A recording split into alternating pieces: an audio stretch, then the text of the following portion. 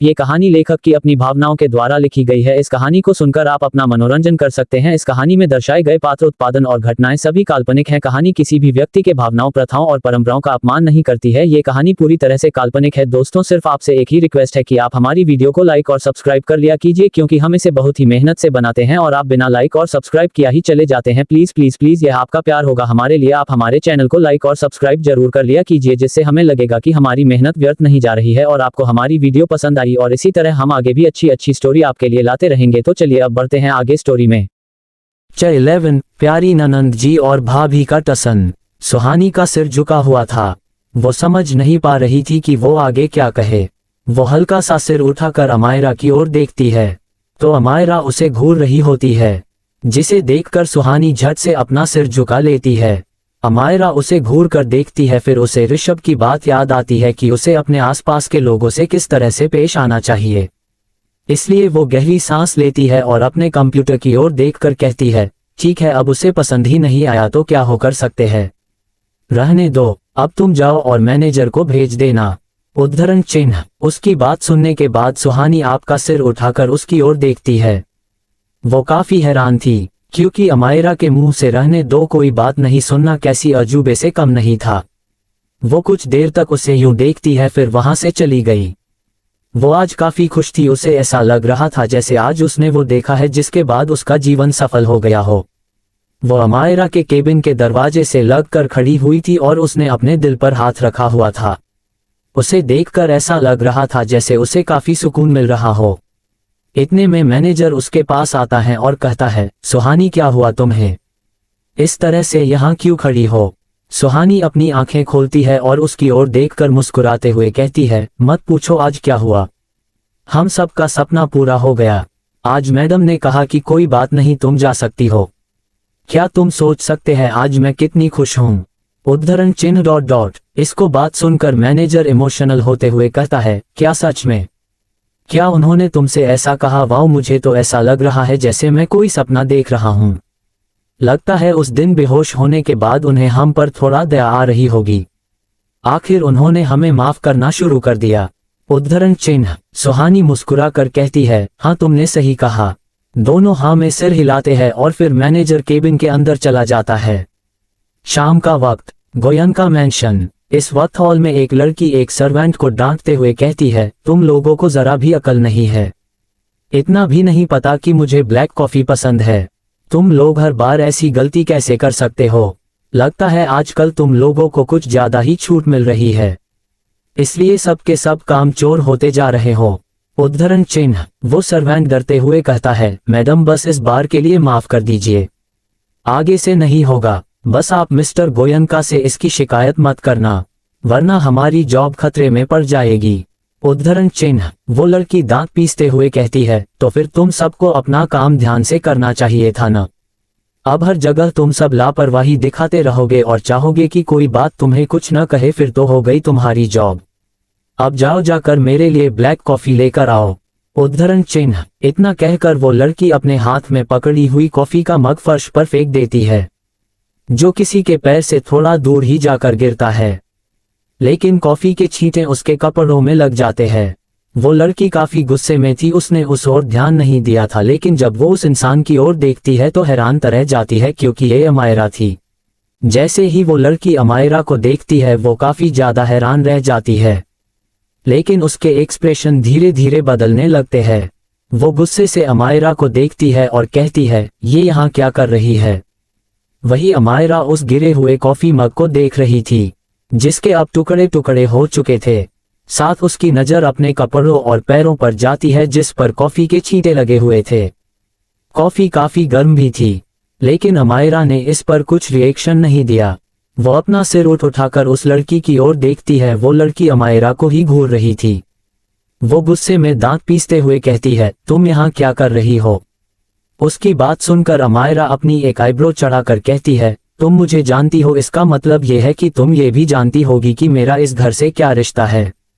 बस उसी रिश्ते की वजह से मैं यहाँ हूँ। तुम्हें कोई दिक्कत है। वो लड़की अमायरा के थोड़ा करीब आती है और कहती है, हाँ दिक्कत है, बिल्कुल दिक्कत है। तुम्हारे जैसी लड़की इस घर में नहीं रह सकती।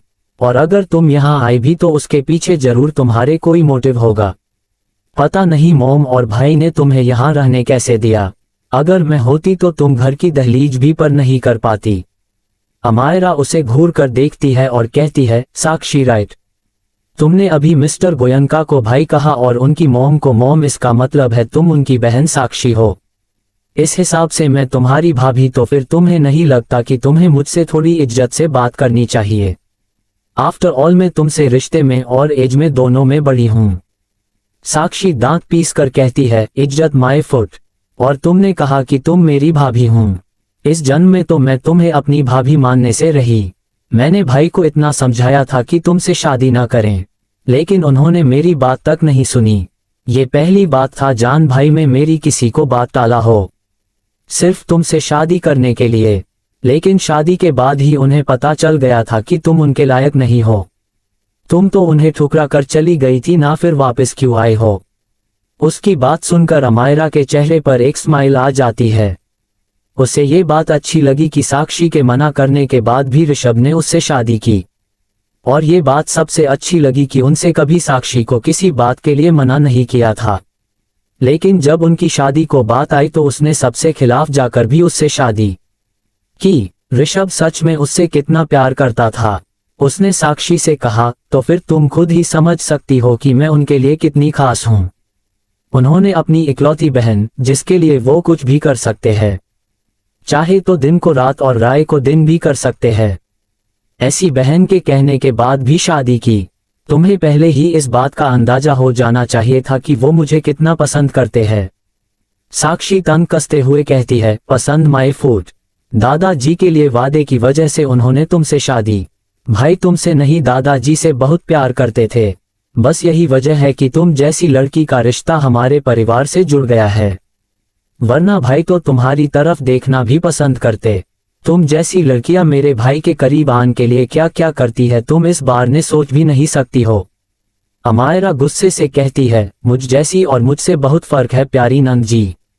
जिस लड़की की है बात तुम कर रही हो वो तुम्हें कहीं भी मिल जाएगी, लेकिन मैं पूरी दुनिया में सिर्फ एक हूं। और हाँ, मिस्टर गोयनका कोई बच्चे नहीं है जो सालों पुराने किए गए वादे के चक्कर में अपनी पूरी जिंदगी जाया कर देंगे। तुम अपने भाई को अच्छे से जानती होगी, उन्हें कोई कुछ करने के लिए फोर्स नहीं कर सकता है। इसका मतलब तो तुम अच्छे से समझ रही होगी।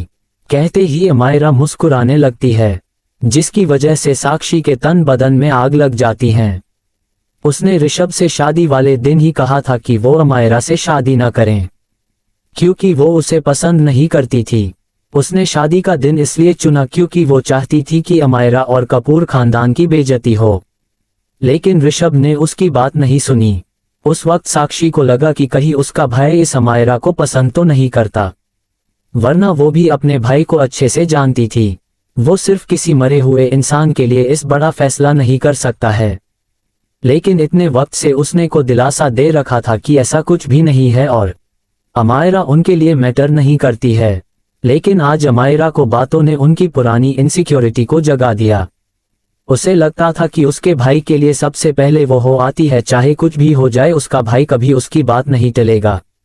लेकिन शादी वाले दिन से उसे डर था कि कहीं अमायरा उसका सारा अटेंशन ना ले, इसलिए वो फिर से इनसिक्योर फील करने लगी थी। वो अमायरा को गुस्से में देखती है और वहां से जाने के लिए पीछे मुड़ती है कि तभी अमायरा कहनी है, एक मिनट प्यारी ननंद जी, मुझे लगता है कि आप कुछ भूल रही है। साक्षी गुस्से में उसे देखती है और कहती है, क्या भूल गई मैं तुम्हें थप्पड़ मारना? अमायरा डेविल स्माइल करते हुए कहती है, थप्पड़ खाने वाले काम तो तुम्हारे हैं, मैं तो बस चाहती हूं कि तुमने ये को रायता फैलाया है उसे साफ करो। अमायरा ने फर्श की ओर इशारा करते हुए कहा, जिसे देखने के बाद साक्षी को हंसी आ जाती है। वो अपनी हंसी कंट्रोल करके कहती है, तुम चाहती हो कि मैं साक्षी गोयनका ये सारी चीजें साफ करें? ये पूरा फर्श पागल समझ है क्या मुझे? अमायरा अपने हाथ फोल्ड करके कहती है, वेल हरकतें तो तुम्हारी वैसी ही है, इसमें कोई शक नहीं है, लेकिन मैं तुम्हें ये सब साफ करने के लिए नहीं कह रही हूं। तुम्हारी वजह से मेरी जो ये ड्रेस खराब हुई है उसके लिए तुम्हें कुछ करना होगा। साक्षी कहती है, ठीक है, मैं तुम्हें इस कपड़े के पैसे दे दूंगी। इसके साथ ही साथ उन्हें एक्स्ट्रा पैसे दे दूंगी ताकि तुम अपने फिर से सेम टू सेम कपड़े खरीद सको। बताओ कितने की है तुम्हारी ये ड्रेस? अमायरा कहती है, अगर तुम मेरे पूरे गेटअप पर नजर दौड़ाओ तुम्हें पता चलेगा कि मेरे लुक लाखों डॉलर गई।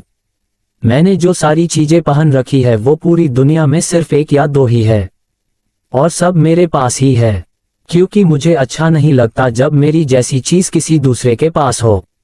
और तुम्हें देखकर लगता नहीं कि तुम्हें इतनी पॉकेट मनी मिलती होगी कि तुम पूरा पेमेंट कर सको, इसलिए मैं बस माफी से काम चला लूंगी, इसलिए जल्दी से मुझे माफी मांगो और जाओ यहाँ से। लास्ट वाली लाइन अमायरा ने काफी गुस्से में एकदम कोल्ड वॉइस में कही, जिसे सुनने के बाद साक्षी की बॉडी में एक अजीब सा एहसास होने लगा जिसे डर कहा जाता है। उसे नहीं पता था कि किसी के कहे गए शब्द भी इतने डरावने हो सकते हैं, वो भी इतनी सिंपल से शब्द। उसका गला सूखने लगा था, साथ ही उसकी आंखें थोड़ी बड़ी हो गई थी। वो हैरान से अमायरा को देख रही थी कि तभी अमायरा कहती है, क्या तुम्हें एक बार में सुनाई नहीं देता? मैंने कहा माफी मांगो मुझसे। उसकी आवाज सुनकर साक्षी होश में आती है और थोड़ा डरते हुए कहती है, माँ मैं तुमसे क्यों माफी मांगने लगी?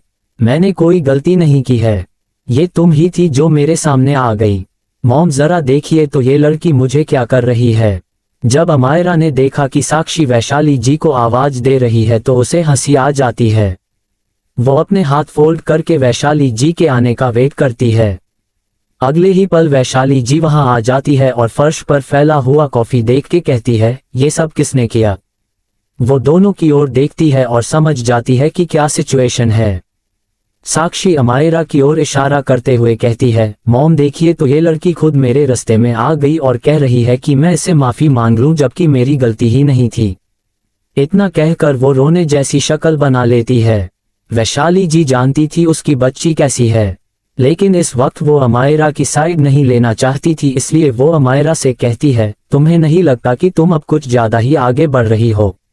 मेरी बेटी तुमसे क्यों माफी मांगेगी?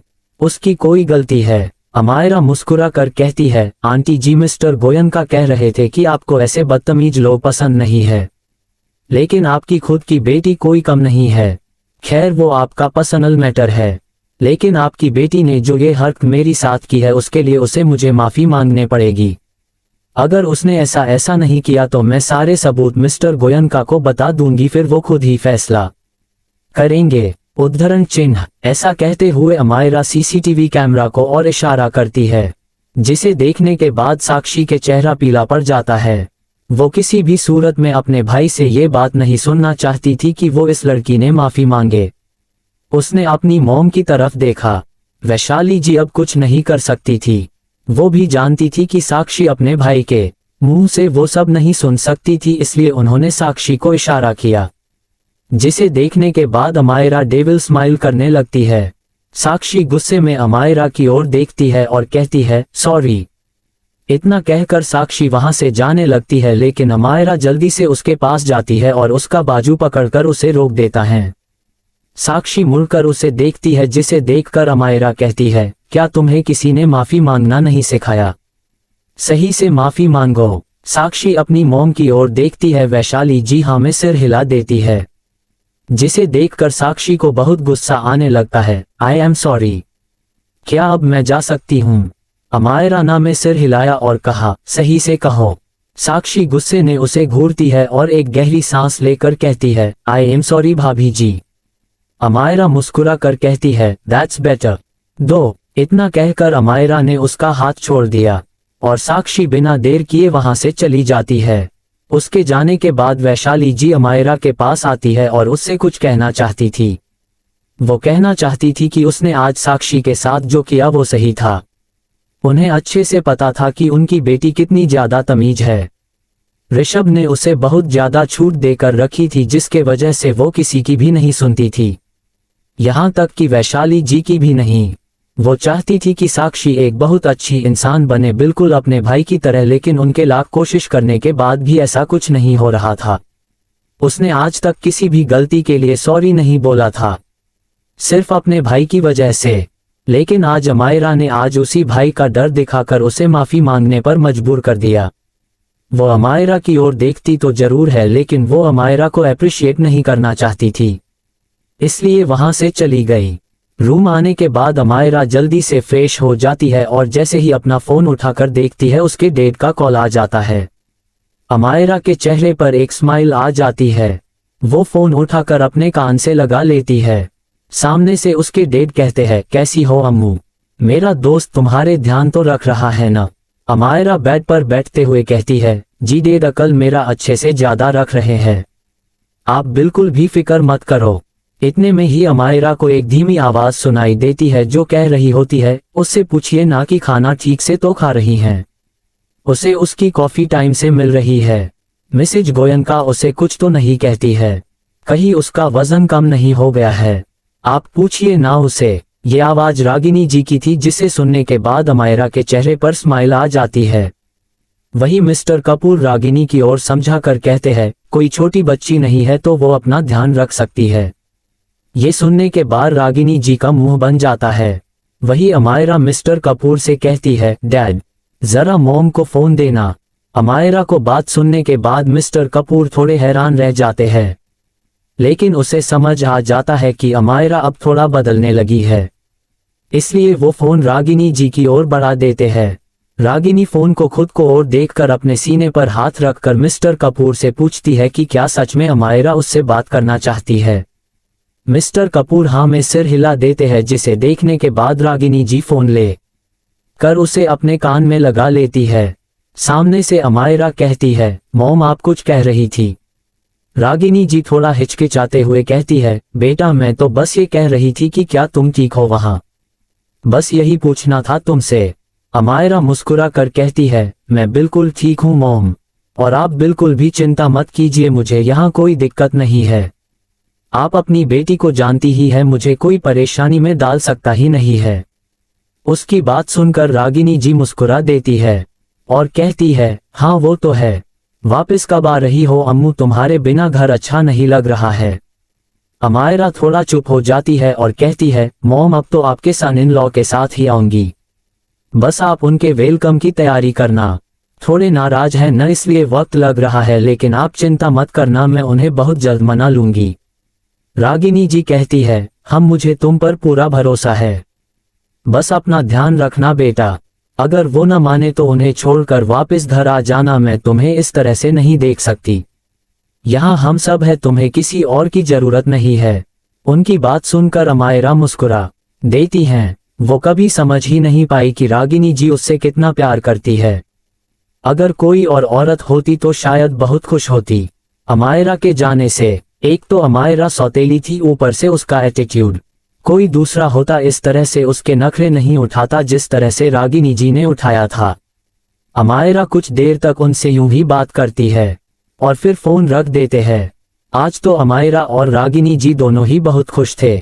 दोनों ने कभी इस तरह से बात नहीं की थी, लेकिन आज उनके बीच जो ने हुई उसे देखकर ऐसा लग रहा था जैसे एक माँ और बेटी के बीच बात हुई है।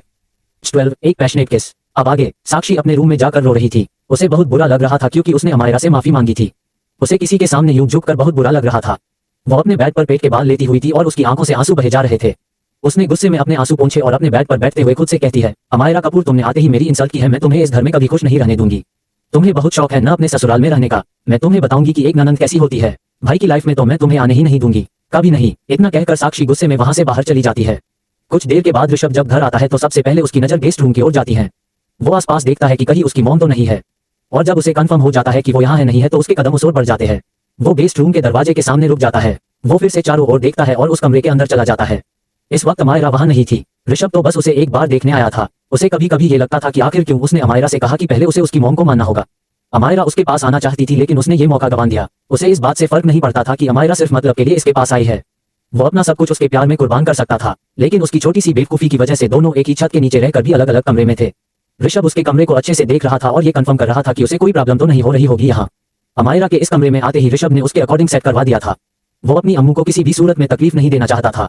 जब वो देख लेता है कि सब सही है तो वो वापस जाने के लिए पीछे मुड़कर दरवाजे के पास आ जाता है, लेकिन जैसे ही वो दरवाजा खोलने वाला होता है वो दरवाजा अपने आप ही खुल जाता है, जिसे देखकर ऋषभ 2 कदम पीछे हट जाता है और अमायरा अंदर आ जाती है। दोनों की नजरें एक दूसरे से मिल जाती है। अमायरा उसे यहाँ देखकर काफी ज्यादा हैरान हो जाती है। वो कुछ कहने ही वाली होती है कि ऋषभ की नजर दरवाजे के बाहर चली जाती है जहाँ उसे वैशाली जी नजर आ जाती है।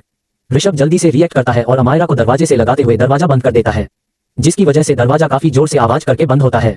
जब वैशाली जी ये देखती है तो वो गुस्से में अमायरा के कमरे की ओर देखने लगती है और कहती है, पता नहीं इस लड़की को क्या क्या होता रहता है, कभी कभी तो ऐसा लगता है जैसे पूरा घर ही तोड़ देगी। वो ना में सिर हिलाती है और किचन की ओर चली जाती है। इधर ऋषभ ने अमायरा के मुंह को अपने हाथ से बंद कर रखा था। वो अमायरा की आंखों में देख रहा था। अमायरा ऋषभ के ऐसा करने से काफी ज्यादा खुश हो जाती है और मुस्कुराते हुए उसे देखने लगती है। अमायरा के होठों के साथ उसकी आंखें भी मुस्कुरा रही थी, जिसे देखकर ऋषभ होश में आता है और कहता है, मैं अपना हाथ हटा रहा हूँ, कुछ मत बोलना। अमायरा धीरे से हाँ में सिर हिलाती है, जिसे देखकर ऋषभ उसके मुंह से हाथ हटा देता है। अमायरा मुस्कुराते हुए उसे देखती है और कहती है, क्या आप यहाँ मुझसे मिलने आए थे? लेकिन मैं तो आपके कमरे में थी, आपको पहले बताना चाहिए था ना कि आप मुझसे मिलना चाहते हैं। ऋषभ अपनी आईब्रो चढ़ाकर कहता है, तुम फिर से मेरे रूम में क्यों गई थी? मैंने तुम्हें मना किया है वहां जाने से। और हाँ, मैं तुमसे कोई मिलने नहीं आया था, मैं सोच रहा था कि ये कमरा किस काम आता है, इसलिए चेक करने आ गया था। अमायरा मुस्कुरा कर कहती है, आपको पता है, आपको बिल्कुल भी झूठ बोलना नहीं आता। आपकी आंखों में साफ नजर आ रहा है कि आप यहाँ क्यों आए थे। जिस तरह से आपकी ये आंखें मुझे देखकर सॉफ्ट हो गई, उन्हें देखकर साफ पता चल रहा है कि इन्हें मेरा ही इंतजार था। अमायरा की बात सुनकर ऋषभ चुप हो गया। ये बात सच थी कि उसकी आंखें अमायरा को देखने के बाद कुछ हद तक बदल गई थी। वो काफी ज्यादा प्यार से अमायरा को देखने लगी थी। ऋषभ एक बार फिर से अमायरा को और वैसे ही देखने लगता है, जिसकी वजह से अमायरा के गाल लाल हो जाते हैं। वो अपनी नजर झुका लेती है। अमायरा कुछ कहने ही वाली होती है कि ऋषभ को वैशाली जी की आवाज सुनाई देती है, जिसके बाद वो कहता है, शुश, तुम्हें समझ नहीं आ रहा है कि बाहर मॉम है, अगर उन्होंने तुम्हारी बात सुन ली तो क्या होगा, तुम जानती भी हो। अमायरा उसे घूर कर देखती है और कहती है, अगर आप इतना ही डरते हैं तो फिर यहाँ क्यों आए, जाए अपने कमरे में। ऋषभ उसे घूर कर कहता है, तुम थोड़ा धीरे नहीं बोल सकती, मुझे एक ही चीज कितनी बार रिपीट करनी होगी। ऋषभ की बात सुनकर अमायरा का मुंह बन गया। वो अपने लिप सिंक करते हुए कुछ कहने लगती है, जिसे देखकर ऋषभ कहता है, थोड़ा जोर से कहो। उसकी बात सुनकर अमायरा चिढ़ जाती है और कहती है, मैं ये कह रही थी कि। अमायरा ने इस बार कड़ी जोर से कह दिया, जिसे सुनकर ऋषभ कहता है, थोड़ा धीरे। अब अमायरा काफी धीरे कहने लगती है, जो ऋषभ के कानों तक नहीं पहुंच पाती है। ऋषभ की शक्ल देखकर ही पता चल रहा था कि वो क्या सोच रहा है। अमायरा चुप हो जाती है और अपने हाथ बांध कर कहती है, आपसे ना बात ही करना बेकार है, मुझे ऐसा लग रहा है कि आप बस मुझे परेशान करने के लिए ये सब कर रहे हैं। ऋषभ कहता है, मेरे पास इतना टाइम नहीं है कि मैं तुम्हारे साथ इस तरह का गेम खेलूंगा। ऋषभ गोयन का नाम है मेरा पास टाइम देखने का भी टाइम नहीं होता है, इसके साथ ही मुझे अपनी फैमिली को भी वक्त देना होता है। इसलिए अपने दिमाग से ये बात निकाल दो कि मैं यहाँ तुमसे मिलने आया था या फिर मैं तुम्हारे साथ कोई खेल खेल रहा हूँ। उसकी बात सुनकर अमायरा कहती है, आपने कहा कि आप अपनी फैमिली को टाइम देते हैं, लेकिन आप तो बस मुझसे भागते रहते हैं। मैं मायरा की आंखें शौक से बड़ी हो जाती है। वो इस चीज के लिए बिल्कुल भी रेडी नहीं रही। उसे लगा था कि शायद ऋषभ फिर उस पर झूठ मूठ कर गुस्सा दिखाकर उसे शांत करवाने की कोशिश करने वाला है। उसे इस तरह से देखकर अमायरा को मजा आ रहा था, लेकिन ऋषभ ने उसे डायरेक्ट ही किस कर दिया था। ये उसकी लाइफ को फर्स्ट किस थी। उसे पता नहीं चला कि किस तरह से उसको बॉडी अपना कंट्रोल खो चुकी है। इधर ऋषभ ने भी बात शायद ही सोची होगी कि वो अमायरा को इस तरह से किस करेगा। ये भी उसकी फर्स्ट किस थी, लेकिन वो उसके प्यार के करीब था, जिस वजह से उसका खुद पर कंट्रोल नहीं था। वो अमायरा के होठों को चूमने लगता है और बड़े प्यार से उसके कमर को सहलाने लगता है। करीब 1 मिनट के बाद जब दोनों अलग होते हैं तो दोनों के चेहरे पर अलग अलग हाव थे। कहाँ अमायरा थोड़ा शर्मा रही थी, उसके गाल पूरी तरह से लाल थे, तो वही ऋषभ के चेहरा देखकर साफ पता चल रहा था कि वो एक बार फिर से अमायरा के करीब जाना चाहता है। वो बड़े ही प्यार से उसे निहार रहा था। इतने में उन्हें बाहर से आवाज आती है, जाओ जाकर देखो कि ऋषभ अब तक आया या फिर नहीं, उसके लिए आज मैं कुछ स्पेशल बनाने वाली हूँ। जिसे सुनकर अमायरा कहती है, क्या उन्हें मैं बता दूं कि आप ऑलरेडी यहाँ आ चुके हैं और उनकी बहू के साथ बिजी है। ऋषभ उसकी बात का कोई जवाब नहीं देता है, वो बस उसे वैसे ही देख रहा था। जिसे देखने के बाद अमायरा फिर से कहती है, क्या मैं उन्हें बता दूं कि आप अपनी पत्नी का मुंह बंद करने के लिए अपने हाथों का नहीं अपने होठों का यूज कर रहे हैं। उसकी बात सुनकर ऋषभ के चेहरे पर एक स्माइल आ जाती है। PH13 अमायरा का गुस्सा वैशाली जी पर। अब आगे इतनी देर तक आवाज देने ले बाद भी जब अमायरा कोई रेस्पॉन्ड नहीं करती तो वैशाली जी को उसकी फिक्र होने लगती है। भले जो वो अमायरा से गुस्सा थी, लेकिन वो दिल की साफ थी। शादी के वक्त भी वो सबसे ज्यादा खुश थी।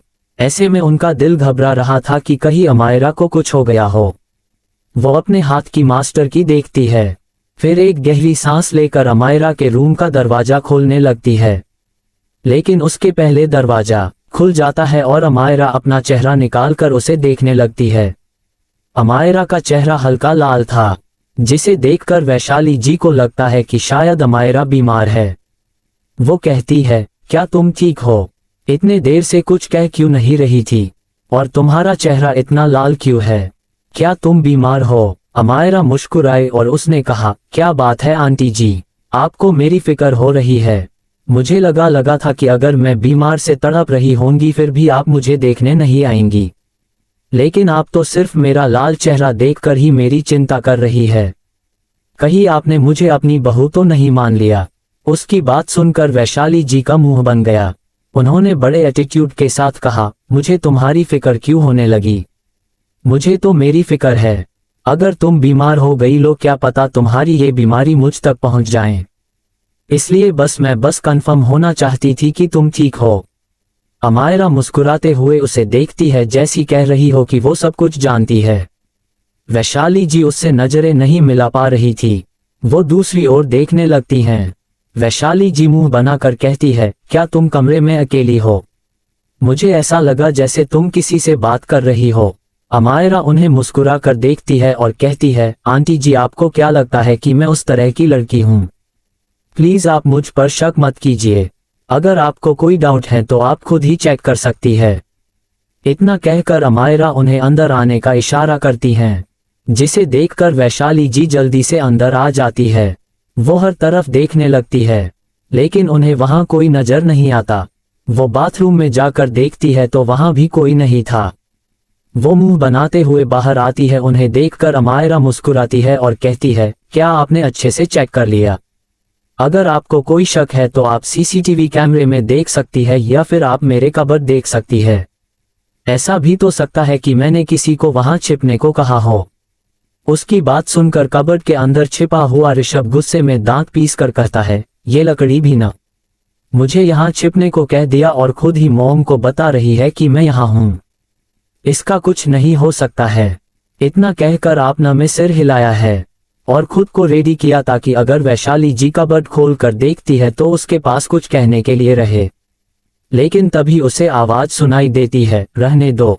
क्या पता तुम अपने अंकल से कह दोगी कि मैं तुम पर शक करती हूँ।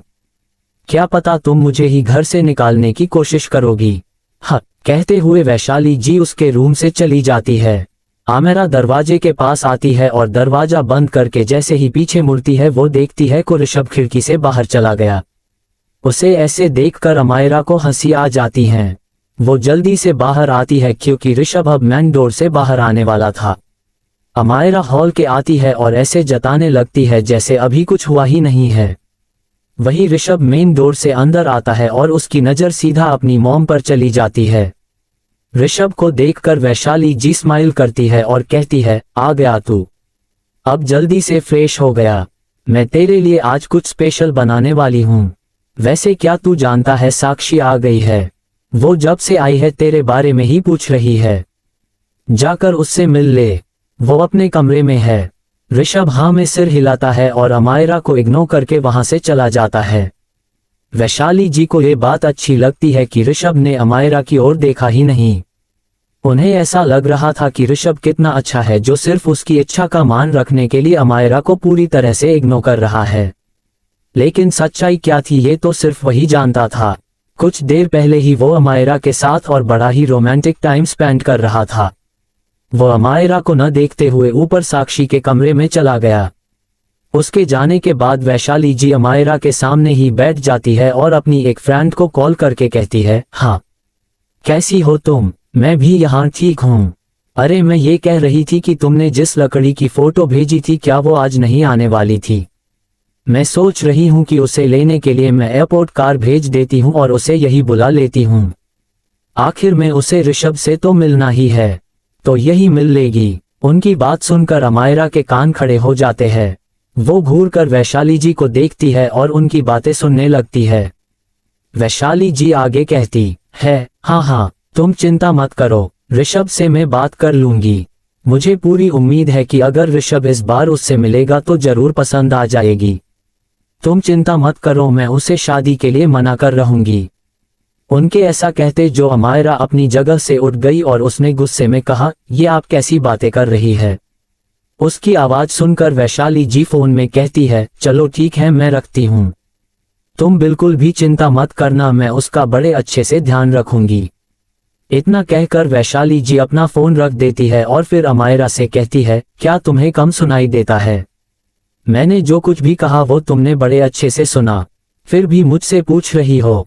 खैर मैं तुम्हें एक बार फिर से बता देती हूँ, मैं ऋषभ की एक लड़की देख रही हूँ ताकि उसका घर बसा सकूं।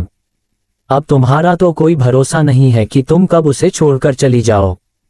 तुम कितनी ज्यादा मतलबी हो ये सब जानते हैं, इसलिए मैं अपने बेटे की शादी किसी ऐसी लड़की से करवाना चाहती हूँ जो उसका ध्यान रख सके।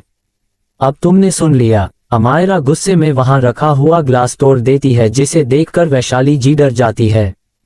वो अमायरा की ओर देखकर कुछ कहने ही वाली होती है कि अमायरा कहती है, मैं आपको कुछ नहीं कह रही हूँ, इसका ये मतलब नहीं है कि आप अपनी मनमानी करते रहेंगी। मिस्टर गोयनका मेरे है, मेरी और उनकी शादी हो चुकी है। अगर उनके आसपास कोई ही लड़की नजर आई या फिर आपने उन्हें किसी के साथ सेट करने की कोशिश की तो अगली बार उस लकड़ी की सिर्फ डेड बॉडी ही मिलेगी आपको। मैं आपके लिए खुद को बदल रही हूं, इसका ये मतलब नहीं है कि मैं पूरी तरह से बदल जाऊंगी। आने दीजिए उस लड़की को, फिर आप देखना मैं क्या करती हूं। उद्धरण चिन्ह। इतना कहकर अमायरा अपने कमरे की ओर चली जाती है। वही वैशाली जी उसे ऐसे देखकर हैरान रह जाती है। उन्हें पता था कि अमायरा को ये बात शायद ही पसंद आएंगी, लेकिन उन्हें ये नहीं पता था कि ऋषभ की दूसरी शादी की बात सुनकर अमायरा मरने मारने पर उतर आएगी।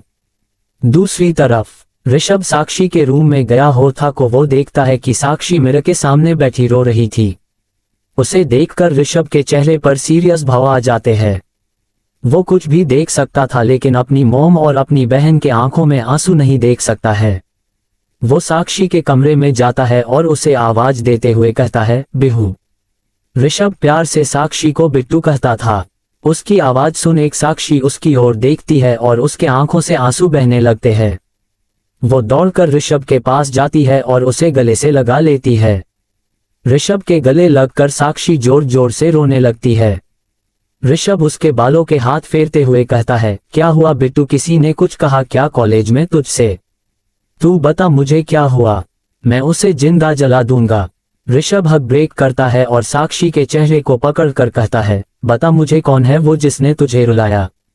साक्षी अपने आंसू पोंछकर कहती है, कॉलेज में नहीं भैया, घर में ही। उसकी बात सुनकर एक सेकंड के लिए ऋषभ भी सोच में पड़ जाता है, क्योंकि घर में ऐसा करने की गलती कोई नहीं कर सकता था।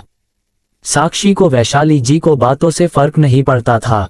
वहीं मिस्टर गोयनका भी ऋषभ की तरह ही साक्षी को अपनी सरांखों पर बिठाकर रखते थे।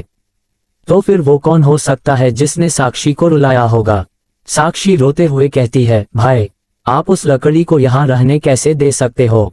आप अच्छे से जानते हो मुझे वो पसंद नहीं है और वो आपके साथ कैसा बिहेव करती है, फिर भी वो यहाँ क्या कर रही है? ऋषभ के हाथ साक्षी को छोड़कर देते हैं और वो कहता है, ओह तो तुम उस वजह से रो रही हो। साक्षी अपने आंसू पोंछकर कहती हैं, हाँ भाई देखो ना उस लड़की ने आते ही क्या किया मेरे साथ। उसने बिना मेरी गलती के मुझसे माफी मंगवाए और फिर मुझे कितना डांटा। मैं तो बस उसे देखकर थोड़ा सा नाराज हो गई थी और उसने मेरे साथ ऐसा किया। साक्षी की बात सुनकर ऋषभ को उस पर जरा भी भरोसा नहीं हुआ। वो अमायरा को अच्छे से जानता था, वो बिना किसी वजह से कि किसी से बात भी नहीं करती थी, फिर साक्षी के साथ ऐसा क्यों करेंगी? ऋषभ अपनी आईब्रो चढ़ाकर कहता है, अगर तुम चाहती हो कि मैं उससे इस बारे में बात करूं तो तुम मुझे साफ साफ बताओ कि हुए क्या है। उसे देखकर साक्षी थोड़ा घबरा जाती है। अगर वो थोड़ा सा भी झूठ बोलती तो अमायरा फिर से सीसीटीवी की बात करने लग जाती, इसलिए उसने सारी सच्चाई बताने की सोची। उसे पूरा भरोसा था कि उसका भाई उसी की ही साइड लेगा। उसने अपने आंसू पोंछे और सारी चीजें ऋषभ को बता दी।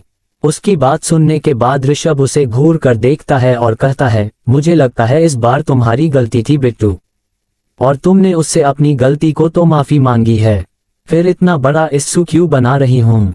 वो आज से यही रहने वाली है, इसलिए तुम भी इस बात का ध्यान रखना कि तुम बार बार उससे न उलझो। तुम अच्छे से जानती हो वो कैसी है। साक्षी अपने भाई की बात सुनकर हैरान रह जाती हैं। उसे यकीन नहीं आ रहा था कि ये उसका ही भाई है। अगर साक्षी बिना वजह किसी का सिर भी फोड़ देती थी तो ऋषभ कभी उसे कुछ नहीं कहता था, लेकिन इस बार ऋषभ ने खुद ही उसे बातें सुना दी। साक्षी इमोशनल होकर कहती है, लेकिन भाई, ऋषभ कहता है, और हाँ घर में काम करने वालों के साथ अच्छे से पेश आया करो। वो हमारे यहाँ काम जरूर करते हैं लेकिन उनकी भी कोई इज्जत है। अगली बार मुझे शिकायत का मौका नहीं मिलना चाहिए। उद्धरण चिन्ह। इतना कहकर ऋषभ वहां से चला जाता है। वही साक्षी उसे रोकने के लिए आगे बढ़ती है लेकिन ऋषभ निकल जाता है। उसके जाने के बाद साक्षी अपनी आंखें पोंछती है और खुद से कहती है, भाई तो अभी से उसकी साइड हो गए हैं। मुझे जल्द से जल्द उस लकड़ी को इस घर से निकालना होगा, वरना बहुत देर हो जाएगी। उद्धरण चिन्ह। इधर ऋषभ अपने कमरे में आकर अपनी टाई लूज करके उसे सोफे कर फेंक देता है और अपने बालों में अपने हाथ फेर कर कहता है, अगर यूं ही चलता रहा तो एक दिन जरूर वो यहाँ से चली जाएगी।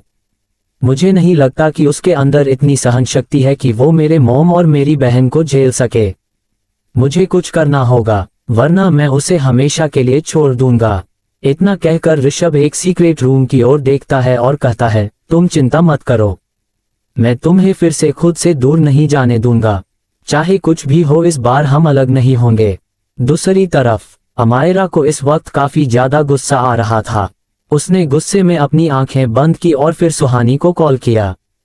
2 रिंग के बाद सुहानी ने फोन उठा लिया। अमायरा गुस्से से चिल्ला कर कहती है, कल की मेरी सारी मीटिंग्स कैंसिल कर दो, मुझे कल एक बार भी फोन मत करना। और हाँ, मैं तुम्हें एक नंबर भेज रही हूँ, उसे हैक करवाए और देखो कि कुछ देर पहले वो किससे बात कर रही। मुझे सारी इन्फॉर्मेशन चाहिए, और हाँ, तुम्हारे पास बस 1 घंटा है। इतना कहकर अमायरा गुस्से में अपना फोन सोफे कर फेंक देती है। वो गुस्से में दांत पीसते हुए कहती है, प्यारी सासू माँ, मैं आपको कितना छूट दे रही हूँ, आप कुछ ज्यादा ही उछल रही है। लेकिन आप अपनी बहू रानी को अभी तक नहीं जान पाई है। मैं मेरी चीजों पर किसी को नजरें भी बर्दाश्त नहीं कर सकती, फिर भी आप मेरे हस्बैंड की शादी की बात कर रही है। मैं इस चीज को ऐसे ही नहीं जाने दे सकती, बिल्कुल नहीं। हमारे चैनल को लाइक और सब्सक्राइब जरूर कर लिया कीजिए और इसी तरह हम आगे भी अच्छी अच्छी स्टोरी आपके लिए लाते रहेंगे। तो चलिए अब बढ़ते हैं आगे स्टोरी में। H14, आपकी बहू मुझसे दूर नहीं जाएगी। अब आगे। नेक्स्ट मॉर्निंग अमायरा आज खुद ही अपने लिए कॉफी बना रही थी। जब से उसने वैशाली जी की बातें सुनी थी, वो ठीक से नहीं रह पा रही। अब उसे तभी शांति मिलेगी जब वो उस लड़की को ऋषभ की लाइफ से दूर भेज देगी। वही सर्वेंट्स अमायरा को काम करते हुए देखकर डर रहे थे। जिस दिन स्टाफ ने वैशाली जी की वजह से अमायरा को इग्नोर किया था, इसी दिन ऋषभ ने पूरे स्टाफ को वार्निंग दे दी थी को अगर अमायरा को यहाँ कुछ भी तकलीफ हुई तो अच्छा नहीं होगा। वैसे तो ऋषभ का नेचर अच्छा था, लेकिन अमायरा के मामले में थोड़ा सख्त था। अमायरा कॉफी बनाकर पीछे मुड़ती है तो पाती है कि सभी लोग उसे देख रहे हैं। ये देखकर अमायरा को और भी गुस्सा आ जाता है। वो उन सबको घूर कर कहती है, लगता है तुम्हारी मैडम ने तुम लोगों को मुझ पर नजर रखने के लिए कहा है, इसलिए तुम सब मेरे सिर पर बैठे हुए हो। एक स्टाफ डरता हुआ करता है, नहीं मैडम, हम तो यहाँ इसलिए ताकि आपको कोई तकलीफ ना हो। अगर आपको कुछ चाहिए था तो आप हम लोगों से कह देती, हम आपका सारा काम कर देते। उद्धरण चिन्ह अमायरा गुस्से से चिल्ला कर कहती है, मुझे यहाँ कोई तकलीफ नहीं है, बल्कि तुम लोग ही मुझे परेशान कर रहे हो। जाओ यहाँ से और तब तक मेरे पास मत आना जब तक मैं न कहूँ। अब जाओ यहाँ से। अमायरा का गुस्सा देखकर सब के सब वहां से दुम दबाकर भाग गए। इधर अमायरा गुस्से ने गर्म गर्म कॉफी पीने लगती है कि तभी उसका फोन बजने लगता है। अमायरा देखती है कि सुहानी का फोन है और वो झट से फोन पिक कर लेती है। सामने से सुहानी उसे सारी इंफॉर्मेशन देती है, जिसे सुनने के बाद अमायरा कॉफी वही रखती है और फिर घर से निकल जाती है। कुछ देर के बाद जब ऋषभ हॉल में आता है तो उसकी नज़र सबसे पहले गेस्ट रूम की ओर जाती है, लेकिन दरवाजा बंद होने की वजह से उसके भाव बदल जाते हैं। वो अपनी चेयर पर बैठता हुआ अपनी मॉम से कहता है, आपको पता है अमायरा कहाँ है? वैशाली जी कल के अमायरा के गुस्से के वजह से नाराज थी, इसलिए वो कहती है, अब मुझे क्या पता होगा कि वो लड़की कहाँ है। अब तुम्हें ही उसकी खैर खराब रखनी होगी। क्या पता वो तुम्हें हो बताकर कहीं गई होगी और तुम यहाँ आकर ऐसे जता रहे हो जैसे तुम्हें वाले बारे में कुछ पता ही नहीं है। ऋषभ अपनी मॉम की ओर देखता है तो वैशाली जी दूसरी ओर देखने लगती है। ऋषभ उनसे कहता है, मॉम क्या आप कल वाली बात को लेकर नाराज है? मैंने आपको समझाया था कि अगर आप किसी के सामने इस तरह से उसके पति को शादी की बात करेंगी तो उसका रिएक्शन ऐसा ही होगा। आप खुद भी ऐसी थी। अगर कोई औरत आज भी डैड की ओर देखती है तो आप उसका क्या हाल करती है आप अच्छे से जानती है। तभी मिस्टर गोयनका वहां आ जाते हैं और कहते हैं, और मेरी हालत क्या होती है ये तो मैं ही जानता हूं। उनके ऐसा कहने कर वैशाली जी उन्हें घूर कर देखने लगती हैं, जिसकी वजह से मिस्टर गोयनका चुप हो जाते हैं। वैशाली जी ऋषभ से कहती है, अब तो लगता है कि तू ही उसे अपनी पत्नी मानने लगा है, इसलिए तो उसे कुछ भी कहा जबकि उसने मुझसे कितनी बदतमीजी से बात की थी। उद्धरण चिन्ह, और उसने कल मुझे भी रुलाया था। ये आवाज सुनने के बाद सभी उस ओर देखने लगते हैं सिवाय ऋषभ के। साक्षी कल रात के बाद से ही काफी गुस्से में थी।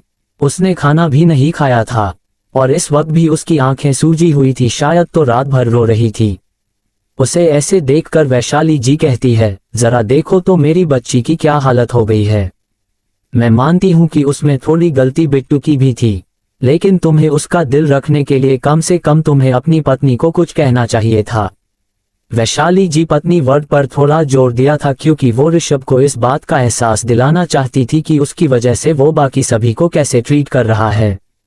वही मिस्टर गोयनका कहते हैं, तुम दोनों उसे इतना परेशान क्यों कर रहे हो? अभी तक उसने एक बार भी कॉफी नहीं पाई। क्या तुम चाहती हो कि वो खाली पेट घर से बाहर निकले? दोनों माँ बेटी कभी नहीं चाहेंगी कि ऋषभ बिना खाए घर से बाहर जाए, इसलिए वो चुप हो जाती है, जिसे देखकर ऋषभ कहता है, रहने दीजिए डैड, ये दोनों ऐसे नहीं मानने वाली। आप दोनों बताओ कि आप मुझसे क्या चाहते हो। बस ये मत कहना कि उसे घर से निकाल दो। मैंने खुद उसे यहाँ रुकने के लिए कहा है। अगर मैं हो उसे यहाँ से जाने को कहूँगा तो सबको यही लगेगा कि मैंने उसे मौका नहीं दिया। उसकी बात सुनकर वैशाली जी कहती है, ठीक है, मैं तुमसे नहीं कह रही कि तुम उसे घर से निकाल दो, लेकिन तुम्हें मेरी एक बात माननी होगी। ऋषभ उनकी ओर देखकर कहता है, कौन सी बात? उद्धरण चिन्ह। वैशाली जी मुस्कुरा कर कहती है, तुम्हें आज सेजल से मिलना होगा। मैंने तुम दोनों की मीटिंग फिक्स कर दी। तुम्हें उससे मिलना होगा और अच्छे से बात करनी होगी। ऐसा नहीं कि मीटिंग का बहाना बनाकर तुम जल्दी आ जाओ या फिर जाओ ही ना उसके पास। बताओ, क्या तुम मेरी ये बात मानोगे? साक्षी भी कहती है, हाँ भाई, आपको हमारी ये बात माननी ही होगी। आपने कल हम दोनों को हर्ट किया था, इतना तो आप हमारे किए कर सकते हैं ताकि हमें भी लगे कि आपकी लाइफ में हमारी भी कोई जगह है। उनमें बातें सुनने के बाद ऋषभ सोच में पड़ जाता है। अगर वो उस लड़की ने मिलने गया तो बहुत बड़ी गड़बड़ हो जाएगी। अमायरा को पता था कि वैशाली जी ऋषभ को किसी के साथ मिलवाने की कोशिश कर रही है। अगर ऋषभ चला जाता तो उसे ऐसा लगता कि ऋषभ भी इस रिश्ते से आगे बढ़ना चाहता है, और इस वजह से शायद अमायरा उसे छोड़कर चली जाती है। ऋषभ को समझ नहीं आ रहा था कि वो क्या करें। वही मिस्टर गोयनका जब ऋषभ को देखते हैं तो समझ जाते हैं कि उसका दिल नहीं चाह रहा किसी भी लड़की से मिलने का। इसलिए वो वैशाली जी से कहते हैं, वैशाली, ऐसी बच्चों वाली हरकतें करना बंद कर दो। जब तक अमायरा यहाँ है तुम्हें किसी लड़की का जिक्र भी नहीं करना चाहिए, और तुम हो कि ऋषभ को बार बार किसी लड़की से मिलने भेज रही हो। वो तुम्हारी इज्जत करता है, इसलिए हर बार तुम्हारी बात मान जाता है। तुम बस उसके प्यार का नाजायज फायदा उठा रही हो। मिस्टर गोयनका की बात सुनकर वैशाली जी मुंह बनाकर कहती है, ठीक है, रहने दो ऋषभ, मत जाना उससे मिलने, अब तो वो लड़की सबके लिए खास हो गई है। हम हैं ही कौन? हाँ, एक ऋषभ ने अपना सिर पकड़ लिया। इतने में साक्षी कहती है, मॉम तो मान जाएगी लेकिन मैं नहीं मनाने वाली। अगर आप उस लड़की से नहीं मिलने जाएंगे तो मुझसे बात मत करना। दोनों गुस्से में एक जैसी ही लग रही थी। उन्हें ऐसे देखकर ऋषभ एक बात मिस्टर गोयनका की ओर देखता है, वो न में सिर हिला देते हैं, जैसे कह रहे जो कि इनका कुछ नहीं हो सकता। ऋषभ एक गहरी सांस लेता है और कहता है, ठीक है, मैं उस लड़की से मिलने जाऊंगा, लेकिन आप दोनों ज्यादा उम्मीद पालकर मत रह जाना। आप उसकी सारी डिटेल समीर को भेज दीजिए। इतना कहकर ऋषभ वहां से चला गया, लेकिन उसकी बात सुनकर वैशाली जी और साक्षी खुश हो जाती है। वही मिस्टर गोयनका दोनों पर गुस्सा करते हुए कहते हैं, ये तुम दोनों ने सही नहीं किया ऋषभ के साथ। अगर तुम दोनों इसी तरह से उस पर प्रेशर डालते रहोगे तो एक दिन वो तुम दोनों से दूर हो जाएगा। वक्त रहते संभल जाओ, वरना ऋषभ कभी भी यहाँ से जा सकता है। उद्धरण चिन्ह। इतना कहकर मिस्टर गोयनका भी वहां से चले जाते हैं। वही साक्षी और वैशाली जी उनकी बात को पूरी तरह से इग्नोर कर देती है। उन्हें पूरा भरोसा था कि ऋषभ कभी उन्हें नहीं छोड़ सकता और न ही उन्हें नाराज कर सकता है। वही ऋषभ ऑफिस जाने के कार में बैठा ही था कि मिस्टर गोयनका भी उसके साथ बैठ जाते हैं। ऋषभ उनसे कहता है, डैड, आपको मेरी फिक्र करने की जरूरत नहीं है, मैं उस लड़की से मिल लूंगा और ये बात अमायरा को भी पता नहीं चलेगी। मिस्टर गोयनका कहते हैं, कैसे फिक्र ना करूं जब मैं ये देख सकता हूं कि तुम अमायरा को पसंद करते हो, फिर भी अपनी मॉम और अपनी बहन की वजह से उसे खुद से दूर कर रहे हैं। ऋषभ हैरानी से उन्हें देखने लगता है और कहता है, डैड, आप ये कैसी बात कर रहे हैं? मैं उससे। मिस्टर गोयनका हंसकर कहते हैं, तुम्हारा बाप हूं। मेरा बाप बनने की कोशिश कर मत करो। उनकी बात सुनकर ऋषभ हल्का सा मुस्कुरा देते हैं और कहता है, आपको कैसे पता चला? मैंने ये बात अपने दिल से बाहर जाने ही नहीं दी है।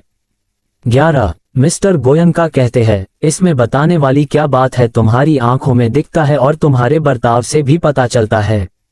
लेकिन तुम मेरी बहू को अपनी मोम और अपनी बहन से बचा कर रखना।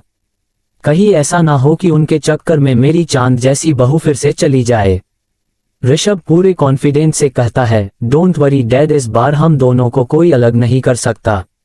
मैं आपको बहू को कहीं नहीं दूंगा। उसकी बात सुनकर मिस्टर गोयनका थोड़ा सा मुस्कुरा देते हैं। दूसरी तरफ दिल्ली एयरपोर्ट पर एक लड़की जिसने डार्क ब्लू कलर की नी लेंथ ड्रेस पहनी थी बड़े ही एटीट्यूड के साथ चलकर बाहर आती है। उसको देखकर इतना कहकर सेजल फोन रख देती है और मुंह बनाने लगती है। इतने में वो नोटिस करती है कि वो ड्राइवर बीच बीच में उसे देख रहा है। सेजल उसकी ओर गुस्से से देखती है और कहती है, अपनी नज़र समाने रखो, मुझे इस तरह से देखने की जरूरत नहीं है। मैं तुम्हारी होने वाली मैडम हूँ। अगर तुमने मेरे ऊपर गंदी नज़र डालने की कोशिश की तो मैं तुम्हें जान से मरवा दूंगी। उसकी बात सुनकर ड्राइवर कहता है, माफ कीजिए मैडम, मैं तो बस ये कहना चाहता था। साइड में आपके लिए जूस है, बाहर काफी गर्मी है ना, मिसेज गोयनका ने आपके लिए भेजवाया है। सेजल कहती है, तो ये बात तुम मुझे पहले बता सकते थे हो। सेजल साइड से जूस लेती है और एक ही झटके में गटक जाती है। उसे देखकर ड्राइवर डेविल स्माइल करने लगता है और कार की स्पीड बढ़ा देता है। कुछ ही देर में सेजल को ऐसा लगने लगता है जैसे उसके आंखों के सामने अंधेरा छा रहा है। उसका सिर घूमने लगता है और अगले ही पल सेजल बेहोश हो जाती है। ये देखकर ड्राइवर कार को स्पीड बढ़ा देता है।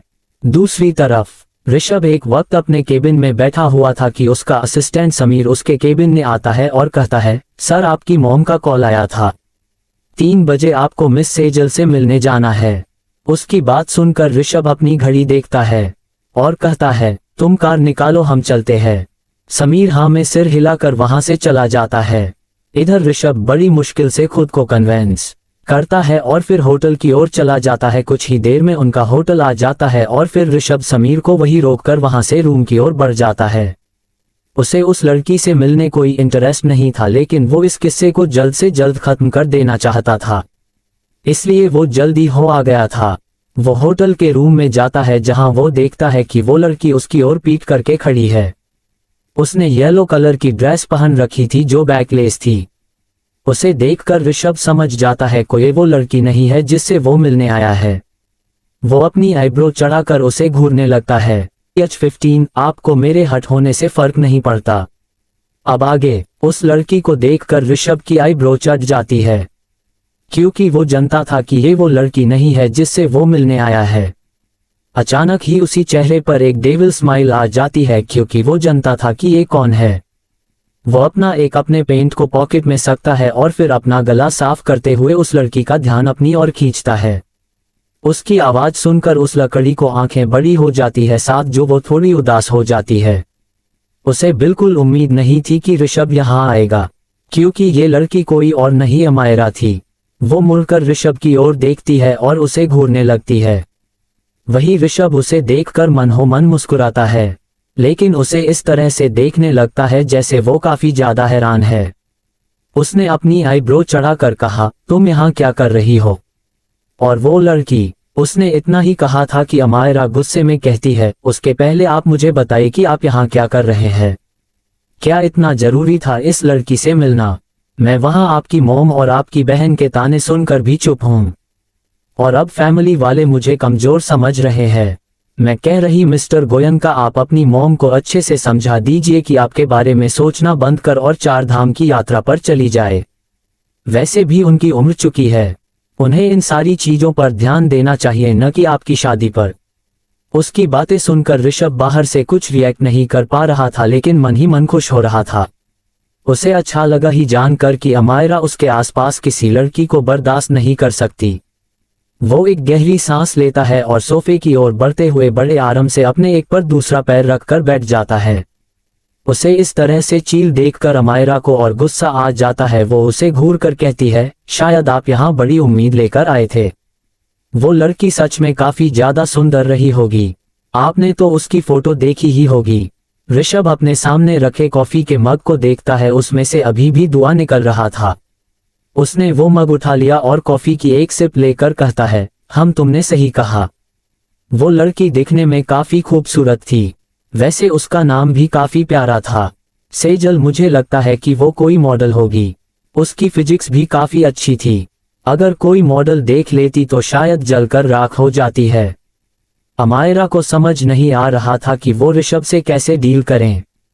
वो अच्छे से जानती थी कि ऋषभ है हो पसंद करता है, उसके लिए अपनी जान भी दे सकता है, लेकिन वो अपनी जलन को कंट्रोल नहीं कर पा रही थी। वो सपने में भी ऋषभ को किसी और के करीब नहीं देख सकती थी। उद्धरण चिन्ह। वो गुस्से में ऋषभ के पास चली जाती है और उसके हाथ कॉफी का मग छीनकर उसे टेबल पर रख देती है। ऋषभ उसे घूर कर देखता है और कहता है, क्या तुम मुझे चैन से कॉफी भी पीने नहीं देना चाहती? अगर वो लड़की होती तो क्या पता खुद मुझे कॉफी सर्व करती, लेकिन तुम हो कि मेरी हो कॉफी छीन रहे हो। अमायरा उसका फेस पकड़ लेती है और उसे अपनी ओर घुमा कर कहती है, मेरी तरफ देखिए, मेरी आंखें देखिए, मेरी नोज देखिए और मेरा ये हॉट शेप लिप देखिए। उद्धरण चिन्ह। वो अपनी गर्दन को घुमा कर कहती है, मेरी ये जो लाइन देखिए, साथ में ये कॉलर बोन। क्या आपने कभी मुझसे सुंदर इंसान देखा है? किसी की आंखें अच्छी होती है तो किसी को नाक, किसी के बाल तो किसी का रंग साफ रहता है, लेकिन मेरे पास वो सब कुछ है, वो भी नेचुरली, मॉडल की तरह। मैं प्लास्टिक की नहीं बनी हूं। और आप कहते हैं वो लड़की मॉडल्स भी अच्छी देखती है। उसकी नाक देखी थी आपने, पूरी प्लास्टिक थी, फिर भी आप उसे खूबसूरत कह रहे हैं।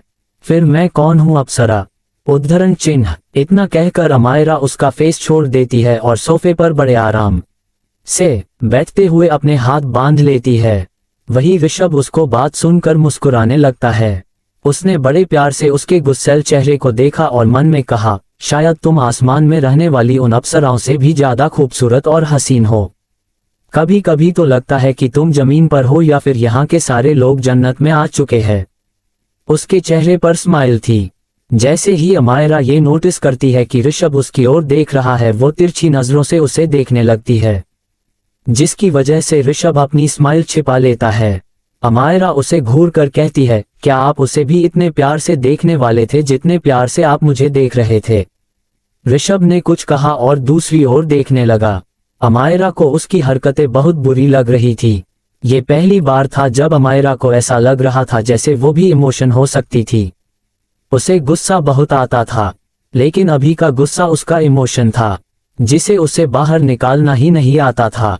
उसने अपने सीने में हाथ रख लिया और धीरे धीरे खुद को शांत करने लगी। उसे ऐसे देखकर ऋषभ कहता है, क्या हुआ, तुम्हें दर्द हो रहा है? अमायरा कहती है, मुझे नहीं पता, बस मुझे यहाँ बहुत भारी सा महसूस हो रहा था। आप क्यों इस लड़की से मिलने आए? आपको यहाँ नहीं आना चाहिए था। सब आपकी गलती है, आपकी वजह से मुझे कुछ हो रहा है। आपने ऐसा क्यों किया? क्यों? इतना कहकर अमायरा ऋषभ के कंधे पर मारने लगती है। ऋषभ उसकी हालत समझ रहा था, लेकिन वो इस वक्त चाहकर भी उसे अपने दिल की बात नहीं बता सकता था। लेकिन जैसे जैसे वक्त बीत रहा था, अमायरा की हालत खराब हो रही थी। अगर वो रो लेती तो शायद उसे इतनी परेशानी ना होती, लेकिन उसके आंखों से आंसू नहीं आ रहे थे। उसकी ऐसी हालत देखकर ऋषभ को बहुत बुरा लगता है। वो अमायरा के करीब जाता है और उसके नेक के पीछे हाथ रखकर उसे अपने सीने से लगा लेता है। उसके सीने से लगते ही अमायरा अपनी आंखें बंद कर लेती है। उसे काफी ज्यादा सुकून मिलने लगता है। उसे ऐसा लग रहा था अगर ऋषभ उसे इस तरह से गले से नहीं लगाता तो शायद उसकी जान ही निकल जाती। वही ऋषभ अमायरा की ये हालत देखकर घबरा गया था, लेकिन वो थोड़ा खुश था, क्योंकि बचपना में अमायरा ऐसी ही थी, छोटी छोटी बातों पर रोने वाली। लेकिन उसकी मॉम की डेथ के बाद वो पूरी तरह से बदल गई। ऋषभ बड़े प्यार से उसके कमर को सहलाता है, जिससे अमायरा शांत हो जाती है। कुछ देर के बाद अमायरा कहती है, मिस्टर गोयनका, क्या आप मुझे पसंद नहीं करते हैं? ऋषभ को इस सवाल की उम्मीद नहीं थी। वो दोनों हक ब्रेक करते हैं, लेकिन दोनों एक दूसरे से दूर नहीं जाते। ऋषभ उसकी आंखों में बड़ी ही इंटेंसिटी के साथ देखने लगता है। वो देख सकता था कि अमायरा उसके लिए कितनी ज्यादा इमोशनल हो रही है। उसके आंखों को हल्की सी नमी चीख चीख कर बता रही थी कि उसके दिल में ऋषभ के लिए जो फीलिंग थी वो झूठी नहीं थी। एक ऋषभ उसके चेहरे को पकड़ता है और कहता है, इतना परेशान होने की जरूरत नहीं है, मैं किसी और लड़की ने नहीं मिलने वाला। अमायरा उससे दूर होती है और कहती है, आप मुझे तो बता सकते हैं कि आप मुझे पसंद करते हैं या नहीं। मुझे पता है आप अपनी मॉम से बहुत ज्यादा प्यार करते हैं और उन्हें हर्ट नहीं करना चाहते, लेकिन इस वजह से मैं हर्ट हो रही हूं, उससे आपको कोई फर्क नहीं पड़ता क्या? ऋषभ उसे कुछ कहने ही वाला होता कि अमायरा सोफे से उठ जाती है और कहती है, ठीक है रहने दीजिए, आपको शायद इस बात से फर्क ही नहीं पड़ता होगा, लेकिन मैं हार नहीं मानने वाली। आपकी मॉम को मुझे एक्सेप्ट करना ही होगा, उसके बस मैं आपको बताती हूँ। हाँ, इतना कहकर अमायरा गुस्से से बड़ी तेजी से मुड़ती है। हाई हील में होने की वजह से उसका पैर मुड़ जाता है और वो सीधा सोफे पर ऋषभ की गोद में गिरती है। गिरने की वजह से उसकी आंखें बात थी, वही ऋषभ मुस्कुरा रहा था। जब अमायरा को एहसास होता है कि वो नीचे नहीं सोफे पर गिरी है तो अपने आंखें खोलती है और उसके सामने ऋषभ का हैंडसम चेहरा होता है। उसे देखकर अमायरा कहीं खोने ही लगती है कि उसकी नजर ऋषभ की स्माइल पर चली जाती है जो उसे चिढ़ा रही थी। उसे देखने के बाद अमायरा गुस्से में अपने दांत पीस लेती है और बड़ी मुश्किल से खुद को संभालते हुए खड़ी होती है। ऋषभ भी अपनी स्माइल को कंट्रोल करते हुए सोफे से उठता है। इतने ही अमायरा आगे बढ़ जाती है। 22 ऋषभ उसे आवाज देते हुए कहता है, अच्छा सुनो। उसकी आवाज बहुत सॉफ्ट था, जिसे सुनने के बाद अमायरा के दिल में गुदगुदी होने लगी। उसके चेहरे पर एक स्माइल आ गई। उसे लगा कि शायद ऋषभ को उसकी फिक्र है और वो उसका हाल जानना चाहता है। अमायरा अपने एक्सप्रेशन नॉर्मल करते हुए ऋषभ की ओर देखती है और कहती है, क्या है, अब क्या चाहिए आपको? ऋषभ उसके करीब आगे हुए कहता है, कुछ चाहिए नहीं, बस कुछ पूछना था तुमसे। उसकी आवाज अभी भी काफी सॉफ्ट थी, जिसे सुनकर अमायरा थोड़ा सा पिघल जाती है और वो थोड़ा सिर झुकाकर कहती है, हाँ पूछिए, क्या पूछना था आपको? ऋषभ उसके करीब आ चुका था। वो अमायरा की ओर देखते हुए बड़े प्यार से कहता है, अच्छा मुझे ये बताओ कि हम क्या जानना है आपको? अमायरा उसकी ओर देखते हुए कहती है। ऋषभ मुस्कुरा कर कहता है कि वो लड़की कहाँ है जो आज मुझसे मिलने आने वाली थी? उस लड़की का जिक्र सुनकर अमायरा के चेहरे के भाव बदल गए। वो गुस्से से लाल होने लगी। उसने गुस्से में अपनी मुट्ठी कस ली और कहा, जिंदा है आपकी सेजल, लेकिन ज्यादा वक्त तक नहीं रहेगी। उसे तो मैं तड़पा तड़पा कर मारूंगी, आप देख लेना। हाँ, इतना कहकर अमायरा गुस्से में उस होटल रूम से निकल गई। वही ऋषभ उसको ये हालत देखकर हंसने लगता है। जैसे अमायरा को चिढ़ाने में बड़ा मजा आता था, लेकिन उसे बरसों से ये मौका ही नहीं मिला था। पर आज उसने उस मौके का फायदा उठाया और अमायरा को और ज्यादा गुस्सा दिला लिया। शाम का वक्त, गोयनका मैंशन हॉल में पूरा परिवार बैठा हुआ था, यहाँ तक कि अमायरा भी वहां बैठी हुई थी। उसने अपने हाथ बांध रखे थे और उसके चेहरे पर कोई भाव नहीं था। इस वक्त वैशाली जी अपनी उस दोस्त से बात कर रही जिसने सेजल को भेजा था। जब ऋषभ वापस आया तो उन्होंने सबसे पहले उससे सेजल के साथ हुई मुलाकात के बारे में पूछा, लेकिन ऋषभ ने उन्हें बताया कि वो लड़की होटल ही नहीं आई और उसने ये भी कहा कि आज ले बाद वो किसी लड़की से मिलने नहीं जाएगा। उसकी वजह से उसका कितना टाइम वेस्ट हो गया। वैशाली जी अपनी दोस्त को यही सारी बातें बता रही थी। सामने से उनकी दोस्त कहती है, ये आप क्या कह रही मिसेज गोयनका? मैंने खुद हो सेजल से बात की थी, उसने कहा था कि अपने उसके लिए कार भेजवाई है और वो उसी कार में बैठकर होटल आ रही है। वैशाली जी कहती है, ये आप क्या कह रही है? मैंने उसे लेने के लिए कोई कार नहीं भेजवाई, वो खुद ही आने वाली थी, उसने मुझे खुद मैसेज किया था। अमायरा ने वैशाली जी के फोन से सेजल का नंबर लेकर उसका फोन भी हैक करवा दिया था और वैशाली जी को मैसेज कर दिया था कि सेजल खुद ही आ जाएगी। वैशाली जी की दोस्त डर जाती है और वो कहती है, मिसेज गोयनका आप ये क्या कह रही है? अगर आपने वो कार नहीं भेजवाई तो फिर वो कार किसकी थी? पता नहीं मेरी बच्ची को कौन ले गया। आपको इसके बारे में कुछ करना होगा, इससे पहले कि सेजल के मॉम डैड को पता चले आपको उसे ढूंढना होगा। वो औरत काफी तेज आवाज में ये सारी बातें कह रही थी, जिसकी वजह से वैशाली जी के कानों में दर्द होने लगता है। वैशाली जी मुंह बताने हुए कहती है, ठीक है मैं उसे ढूंढ लूंगी, आप उसकी फिक्र मत करना। कल शाम तक वो यहाँ होगी, मैं आपकी बात करवाऊंगी उससे, अब फोन रखो। इतना कहकर वैशाली जी फोन काट देती है। वो ना में सिर हिलाते हुए कहती है, पता नहीं वो लड़की किसके साथ होगी, बस मैं प्रार्थना करती हूँ कि वो सही सलामत होगी। आजकल माहौल तो वैसे ही खराब है। वही साक्षी कब से अमायरा को ही घूर रही थी।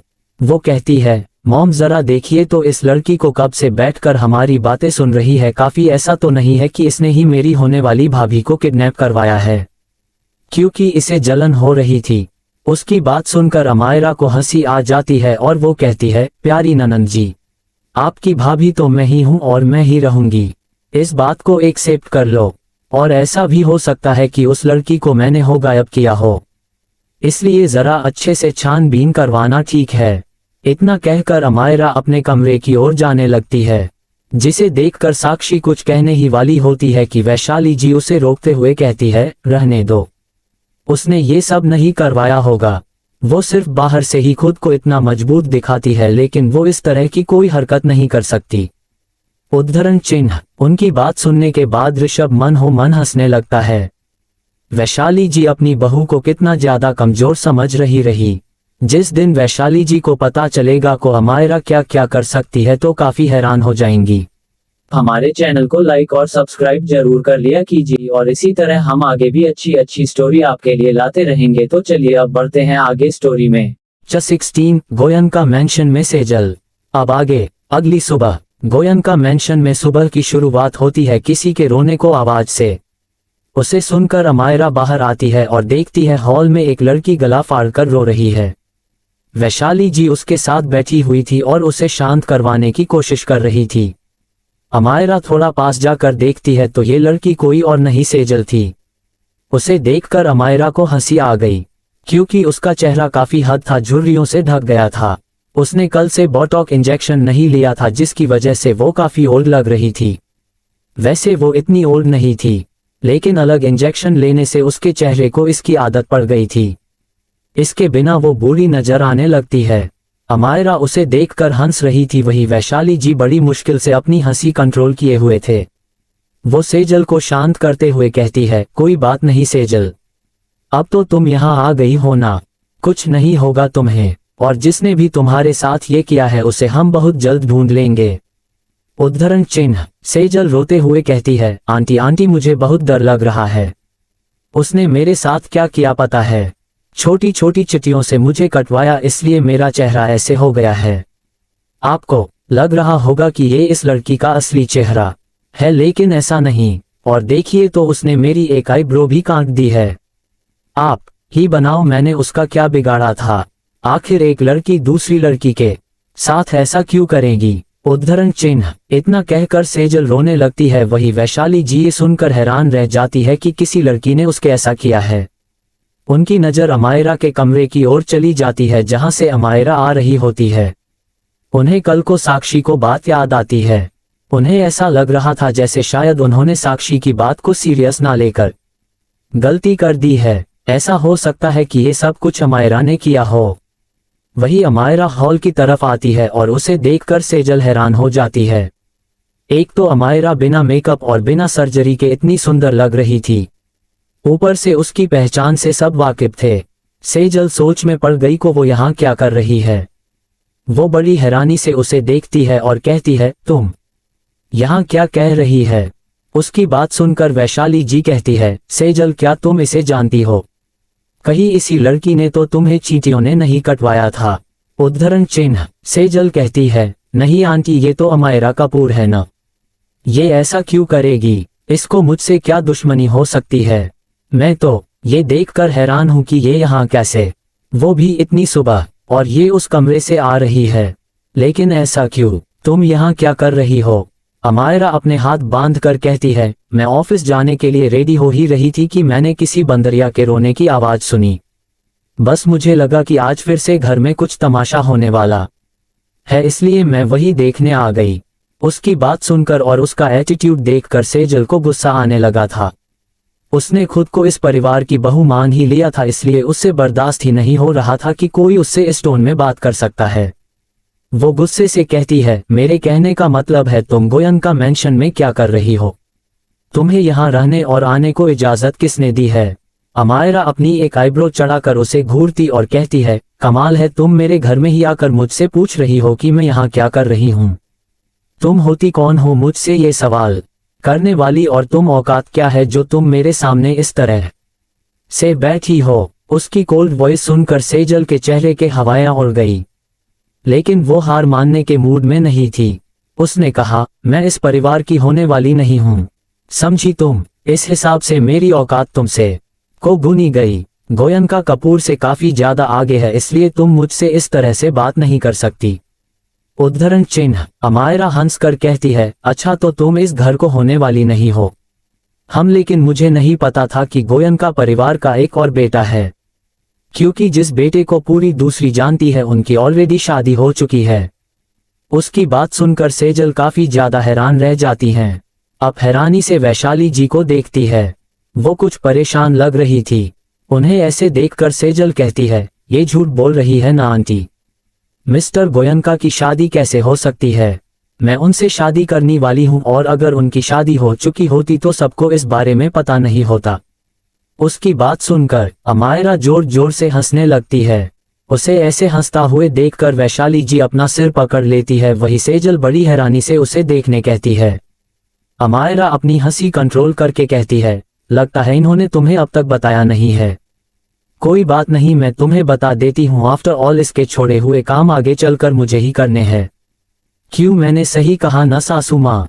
सासू माँ, सेजल खुद में दोहराती है और वैशाली जी की ओर देखने लगती है। वैशाली जी गुस्से से कहती है, ये सही कह रही है। ऋषभ को शादी हो चुकी है, वो भी इस जैसी लड़की से।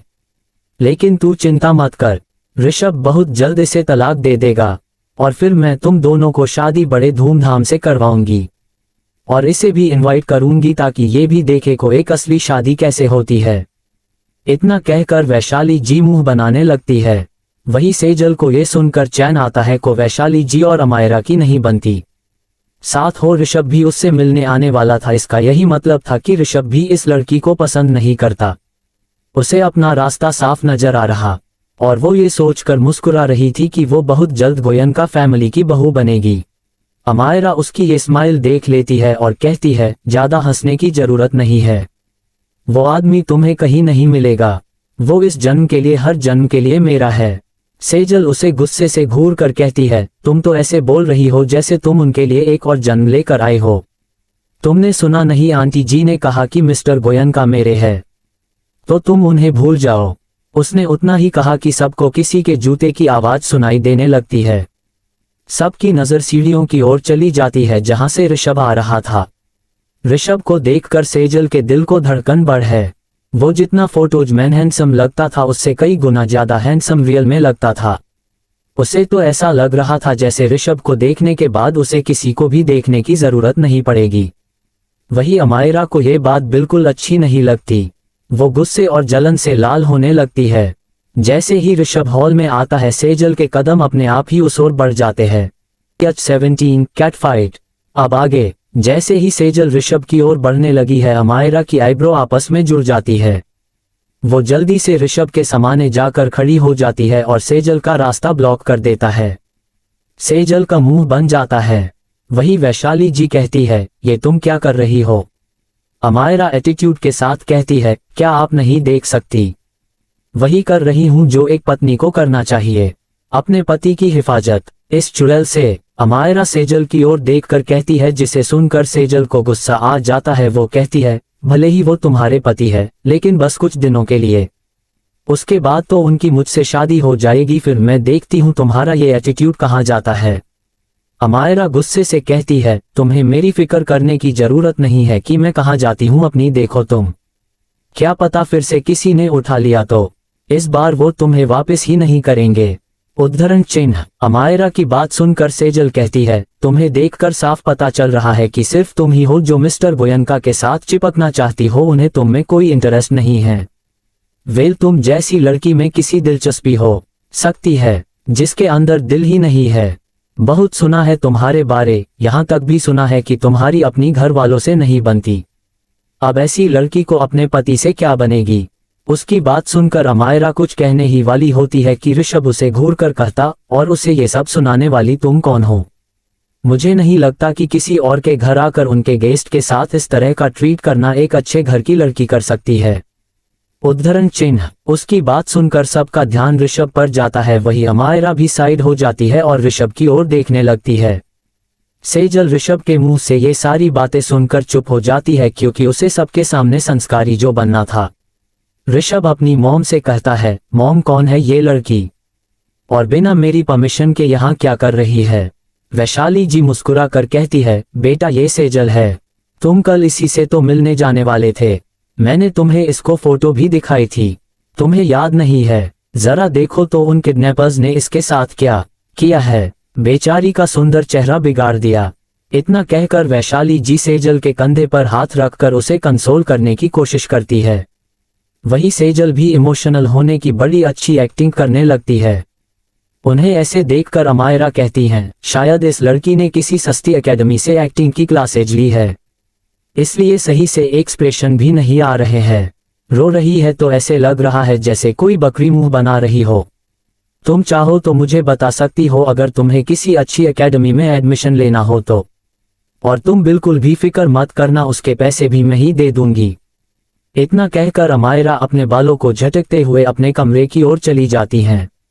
वही सेजल ऋषभ की ओर देखने लगती है, ये सोचकर कि वो उससे कुछ बात करेगा, ये जानने के बाद कि ये वही लड़की है जिससे उसकी शादी की बात चल रही है।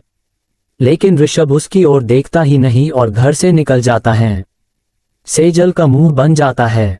वैशाली जी समझ चुकी थी कि ऋषभ न तो सेजल से बात करेगा और न ही उससे किसी तरह को शादी की डिस्कशन करेगा। उन्हें ऐसा लग रहा था जैसे अब उन्हें किसी और लड़की को ढूंढना होगा। वो सेजल की ओर देखती है और कुछ कह पाती उससे पहले ही सेजल कहती है, आंटी अगर आप बुरा न माने तो मैं यहाँ 1-2 दिन रुक सकती हूँ क्या। वो क्या है ना कि मैं इस तरह से घर नहीं जा सकती, मेरी मॉम बहुत ज्यादा परेशान हो जाएगी और मुझे होटल में रुकने में डर लग रहा है, अगर फिर से किसी ने मुझे किडनैप कर लिया तो। इतना कहकर सेजल फिर से अपने आंखों में नमी ले आती है, जिसे देखकर वैशाली जी का मन पिघल जाता है। वो हाँ में सिर हिला देती हैं, जिसे देखकर सेजल बहुत ज्यादा खुश हो जाती है। वो खुद से कहती है, 2 दिन काफी मिस्टर गोयनका को अपने वश में करने के लिए। मैं 2 दिन में उन्हें अपने जाल ने ऐसे फंसा दूंगी कि वो मेरे अलावा किसी और की तरफ देख ही नहीं पाएंगे। इतना कहकर सेजल मुस्कुराने लगती हैं। वही दूसरी तरफ आशी के कॉलेज में आशी बड़े आराम से कॉलेज कैंटीन के बैठी हुई थी और अपनी कोल्ड कॉफी एंजॉय कर रही थी। तभी उसके सामने कोई लड़की आकर खड़ी हो जाती है, जिसे आशी बिल्कुल हो इग्नोर कर देती है और अपनी कॉफी पर ध्यान देने लगती है। ये देखकर उस लड़की को बहुत गुस्सा आ जाता है। वो गुस्से में आशी की हाथ को मारती है, जिसकी वजह से उसकी कॉफी फर्श पर गिर जाती है।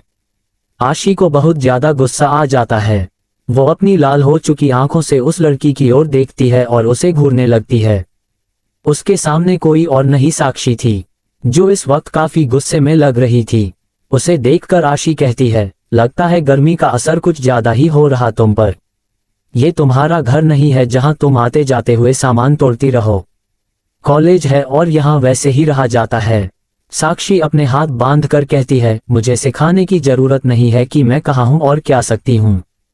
ये सारे रूल्स तुम जैसे लोगों के लिए है, साक्षी गोयनका के लिए नहीं।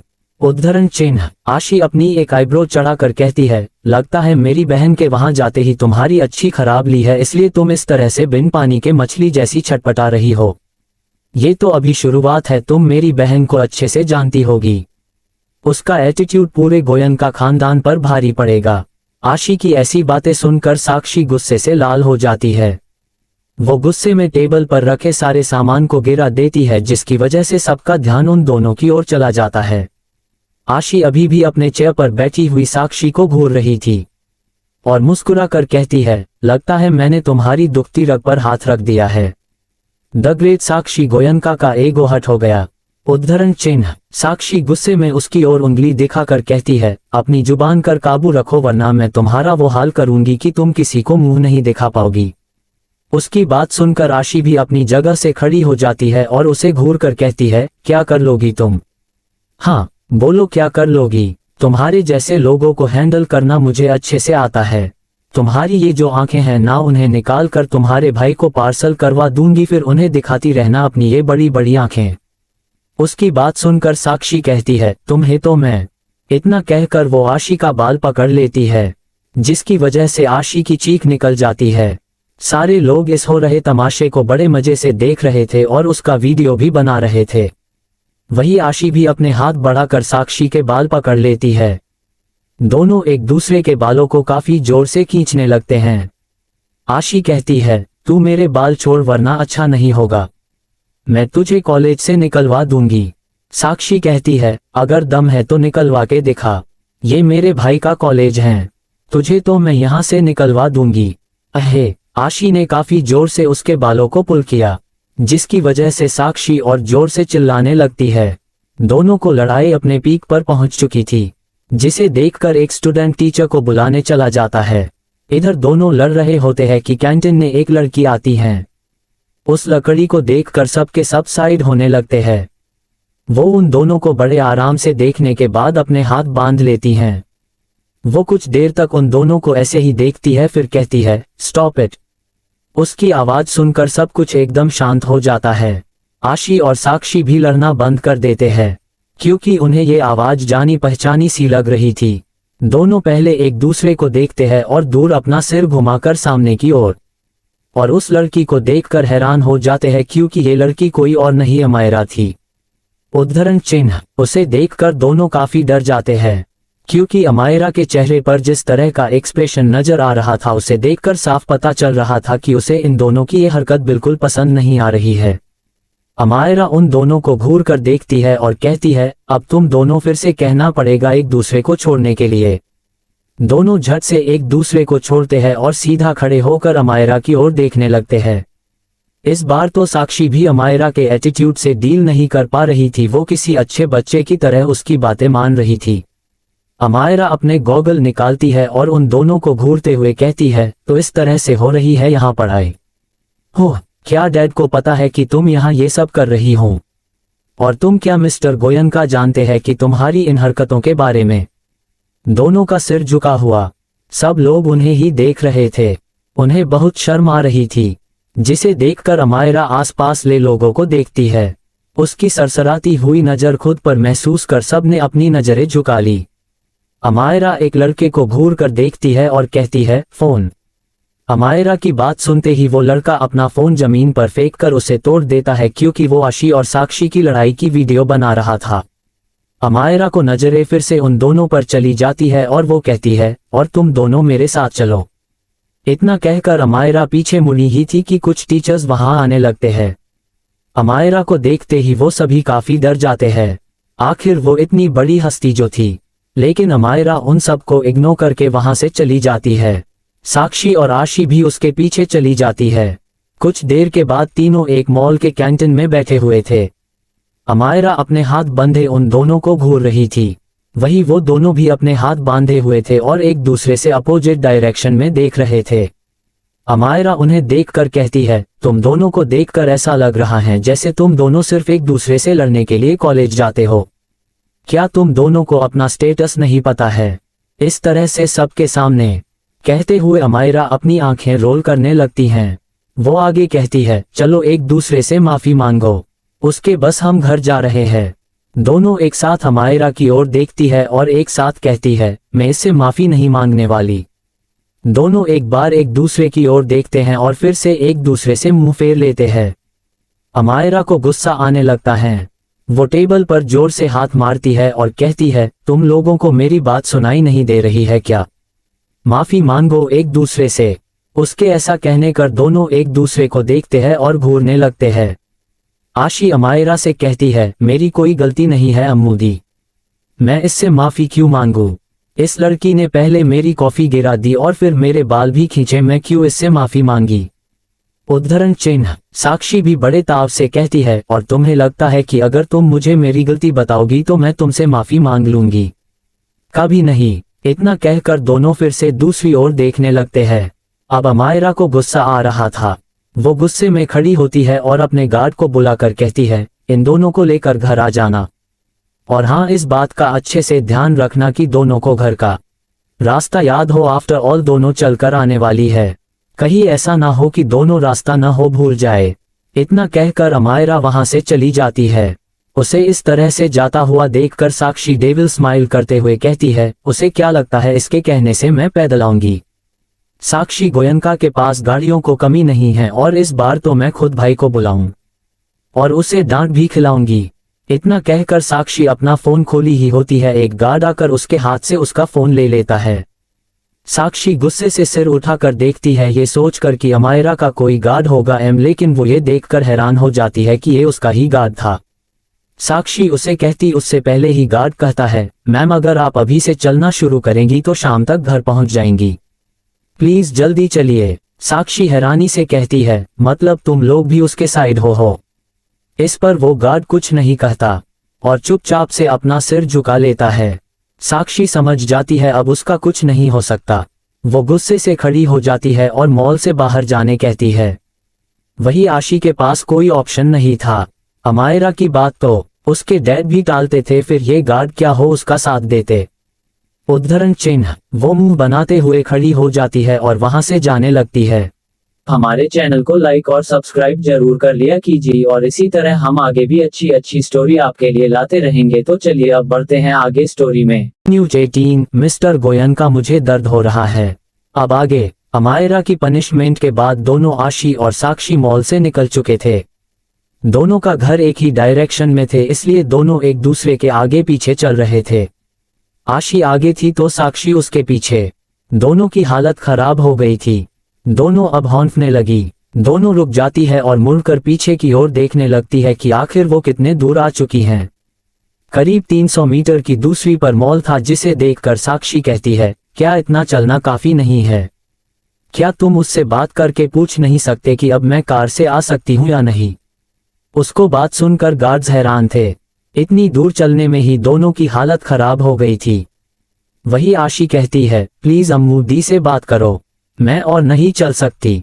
ये देखो मेरे पैरों में दर्द हो रहा है, जरा ध्यान से देखो। इतना कहकर आशी अपना पैर उठाकर उस गार्ड को दिखाने की कोशिश करती है। दोनों गार्ड एक साथ कहते हैं, सॉरी मैडम, आपको घर तक ऐसे आना होगा, या आपके पास दूसरा ऑप्शन है कि आप एक दूसरे से माफी मांग ले, हम आपको कार से ले जाएंगे। दोनों साथ चिल्लाकर कहती है, बिल्कुल नहीं। उनकी बात सुनने के बाद उन दोनों को बिल्कुल भी हैरानी नहीं हुई। आशी और साक्षी एक दूसरे की ओर देखती है और फिर मुंह बनाते हुए चलना शुरू करती है। इस बार तो उनसे एक कदम भी नहीं उठाया जा रहा था। उन दोनों को देखकर ऐसा लग रहा था जैसे दोनों एक दूसरे को कार्बन कॉपी हो। कुछ मीटर चलने ले बाद आशी कहती है, अगर मैं उससे माफी लूं तो क्या मैं कार से जा सकती हूँ? गार्ड हाँ में सिर हिला देता है। वही साक्षी भी यही चाहती थी। दोनों एक दूसरे की ओर देखते हैं और एक दूसरे की ओर कदम बढ़ाने लगते हैं। आशी कहती है, देखो हम दोनों ही जानते हैं कि घर तक तो हम चलकर नहीं जा सकते, क्यों ना हम दोनों कॉम्प्रोमाइज कर ले। साक्षी ने अपने हाथ बांधे हुए थे और वो दूसरी ओर देखते हुए कहती है, हाँ बिल्कुल, मुझे भी यही लगता है कि हमें कॉम्प्रोमाइज करना होगा, लेकिन मैं पहले माफी नहीं मांगने वाली। आशी मुंह बनाते हुए कहती है, और मैं भी नहीं। हम 3 तक काउंट करेंगे और एक साथ माफी मांगेंगे, ठीक है? साक्षी भी हाँ में सिर हिला देती है। दोनों एक दूसरे की ओर देखने कहती है और एक साथ काउंट करना शुरू करती है। 1 2 3। दोनों एक साथ मुंह खोलती है लेकिन उसके मुंह से कुछ नहीं निकलता है। दोनों गुस्से से एक दूसरे को देखने लगती हैं। साक्षी कहती है, मुझे पता था कुछ नहीं कहने वाली, तुमने मुझे धोखा दिया है। आशी भी कहती है, और मैं भी जानती थी कि तुम भी मुझे सॉरी नहीं कहोगी, इसलिए धोखे की बात तो करो ही मत। इतने में एक गार्ड आता है और कहता है, मैम हमें लेट हो रहा है, आप दोनों झगड़ना बंद कीजिए और जल्दी चलिए। दोनों मुंह बनाते हुए फिर से चलना शुरू कर देती गई। गोयनका मैंशन में इस वक्त सेजल वैशाली जी के साथ हॉल में बैठी हुई थी और अब उसका चेहरा भी सही लग रहा था। वैशाली जी समझा चुकी थी कि ऋषभ और इसकी बिल्कुल नहीं बनने वाली, इसलिए वो चाहती थी कि सेजल यहाँ से चली जाए। वैसे भी सेजल उतनी सुंदर भी थी नहीं, जिस तरह से बहू वैशाली जी चाहती थी सेजल बिल्कुल भी वैसी नहीं थी। वो सेजल से कहती है, सेजल क्या तुमने वापस जाने के लिए फ्लाइट्स टिकट बुक कर लिए? उनमें बात सुनकर सेजल कहती है, जी आंटी कल सुबह की फ्लाइट है। थैंक यू आपने मुझे यहाँ रुकने दिया, वरना ऐसी शक्ल के साथ मैं बाहर जाती तो लोग मेरा कितना मजाक उड़ाते। आप सच में बहुत काइंड है। और मिस्टर गोयनका भी मुझे पता है अगर वो मुझे यहाँ रुकने की परमिशन नहीं देते तो शायद मैं यहाँ होती ही नहीं। मैं उन्हें भी थैंक यू कहना चाहती हूँ। क्या आप मुझे बता सकती है कि मिस्टर गोयनका को खाने के क्या पसंद है? मैं उनके लिए कुछ बनाना चाहती हूँ। वैशाली जी उसे रोककर कहती है, इसकी कोई जरूरत नहीं है। वो थोड़ा हेल्थ कॉन्शियस है। वो ज्यादातर इधर उधर का खाना नहीं खाता, तुम्हें उसके लिए कुछ भी करने की जरूरत नहीं है। Don't worry. उनकी बात सुनकर सेजल हल्का सा मुस्कुरा देती है, लेकिन मन ही मन कहती है, अगर ऐसा कुछ मेरा यहाँ रुकने फ्लॉप हो जाएगा। आज रात ही मुझे मिस्टर गोयनका को अपना बनाना होगा। ये औरत तो पहले ही सोच कर बैठी है कि अपने बेटे की शादी मुझसे नहीं करवाएगी। मुझे कुछ तो करना होगा। रात का वक्त, कपूर मैंशन। आशी हॉल में बैठी हुई थी और उसका मुंह बना हुआ था। तभी पार्थ आता है और उसके सिर पर हल्के से मारते हुए कहता है, क्या हुआ, ऐसे चूहे जैसी शक्ल बनाकर क्यों बैठी है? आशी उसकी ओर देखती है और कहती है, पार्थ भाई आपको पता है आज मेरे साथ क्या हुआ?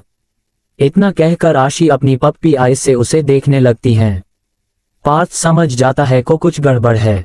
वो धीरे से हाँ में सिर हिलाता है और कहता है, हाँ बताओ क्या हुआ आज तुम्हारे साथ? आशी सिसकी लेकर कहती है, भाई आज न उस साक्षी की वजह से अम्मू दी ने मुझे पनिशमेंट दी। मुझे मॉल से चलकर आना पड़ा। उसके ऐसा कहते हो पार्थ पैनिक हो जाता है, क्योंकि मॉल से उनका घर काफी दूर था। वो जल्दी से आशी के पास जाता है और उसके पास नीचे बैठकर उसका पैर चेक करके कहता है, आशी तू ठीक तो है ना? इतनी दूर से चल के आई है, अम्मू दी ऐसा कैसे कर सकती है? जिस पर आशी कहती है, नहीं भाई मॉल से घर तक नहीं, वो जो कैफे है ब्लैक एंड व्हाइट वाला वहां तक। वहां आने के बाद मैंने और उस साक्षी कॉम्प्रो कर लिया और फिर गार्ड हमें कार लेकर आए। सेजल को देखकर ऋषभ रूड वॉइस ने कहता है, क्या है? तुम्हें मॉम ने बता हो दिया होगा कि हमारे बीच कुछ नहीं हो सकता। फिर यहाँ क्या कर रही हो? जाओ यहाँ से और दोबारा मेरे कमरे की ओर मत आना। इतना कहकर ऋषभ रूम के अंदर जाने ही लगता है को सेजल उसे रोकते हुए कहती है, मिस्टर गोयनका प्लीज एक बार मेरी बात सुन लीजिए। ऋषभ के कदम रुक जाते हैं और वो मुड़कर सेजल की ओर देखता है। सेजल शर्माते हुए कहती है, मिस्टर गोयनका मैं जानती हूं कि आपका और मेरा रिश्ता नहीं हो सकता, लेकिन फिर भी आपने मुझे यहाँ रोकने दिया, इसके लिए मैं आपको थैंक यू कहना चाहती थी। मैंने आपके लिए ये जूस बनाया है, प्लीज इसे एक सिप कर लीजिए। ऋषभ उसे घूर कर देखता है और कहता है, कर लिए मैंने एक सिप, अब जाओ इनसे जाकर फेंक दो और ये सोच लेना को मैंने इसे पी लिया। Now get lost. ऋषभ उसकी एक नहीं सुनता और दरवाजा बंद करके अंदर चला जाता है। सेजल तो हैरान ही रह जाती है। जिस तरह से वो अपनी मॉम से बात कर रहा था उसे ऐसा लग रहा था कि वो सबसे ऐसे ही बात कार्य होगा, लेकिन वो इतना समझ चुकी थी कि ऋषभ सिर्फ उन लोगों के लिए सॉफ्ट है जो उनके करीब है, बाकी लोगों को वो भाव तक नहीं देता। सेजल पैर पटकते हुए वहां से सीधा किचन चली जाती है। वो जूस वही रखती है। तभी उसका फोन बजने लगता है। वो अपना फोन लेकर वही साइड में आ जाती है और बात करने रहती है। इधर साक्षी का आज नाइट आउट का प्लान था। वो पूरी तरह से रेडी हो चुकी थी और नीचे आ रही थी।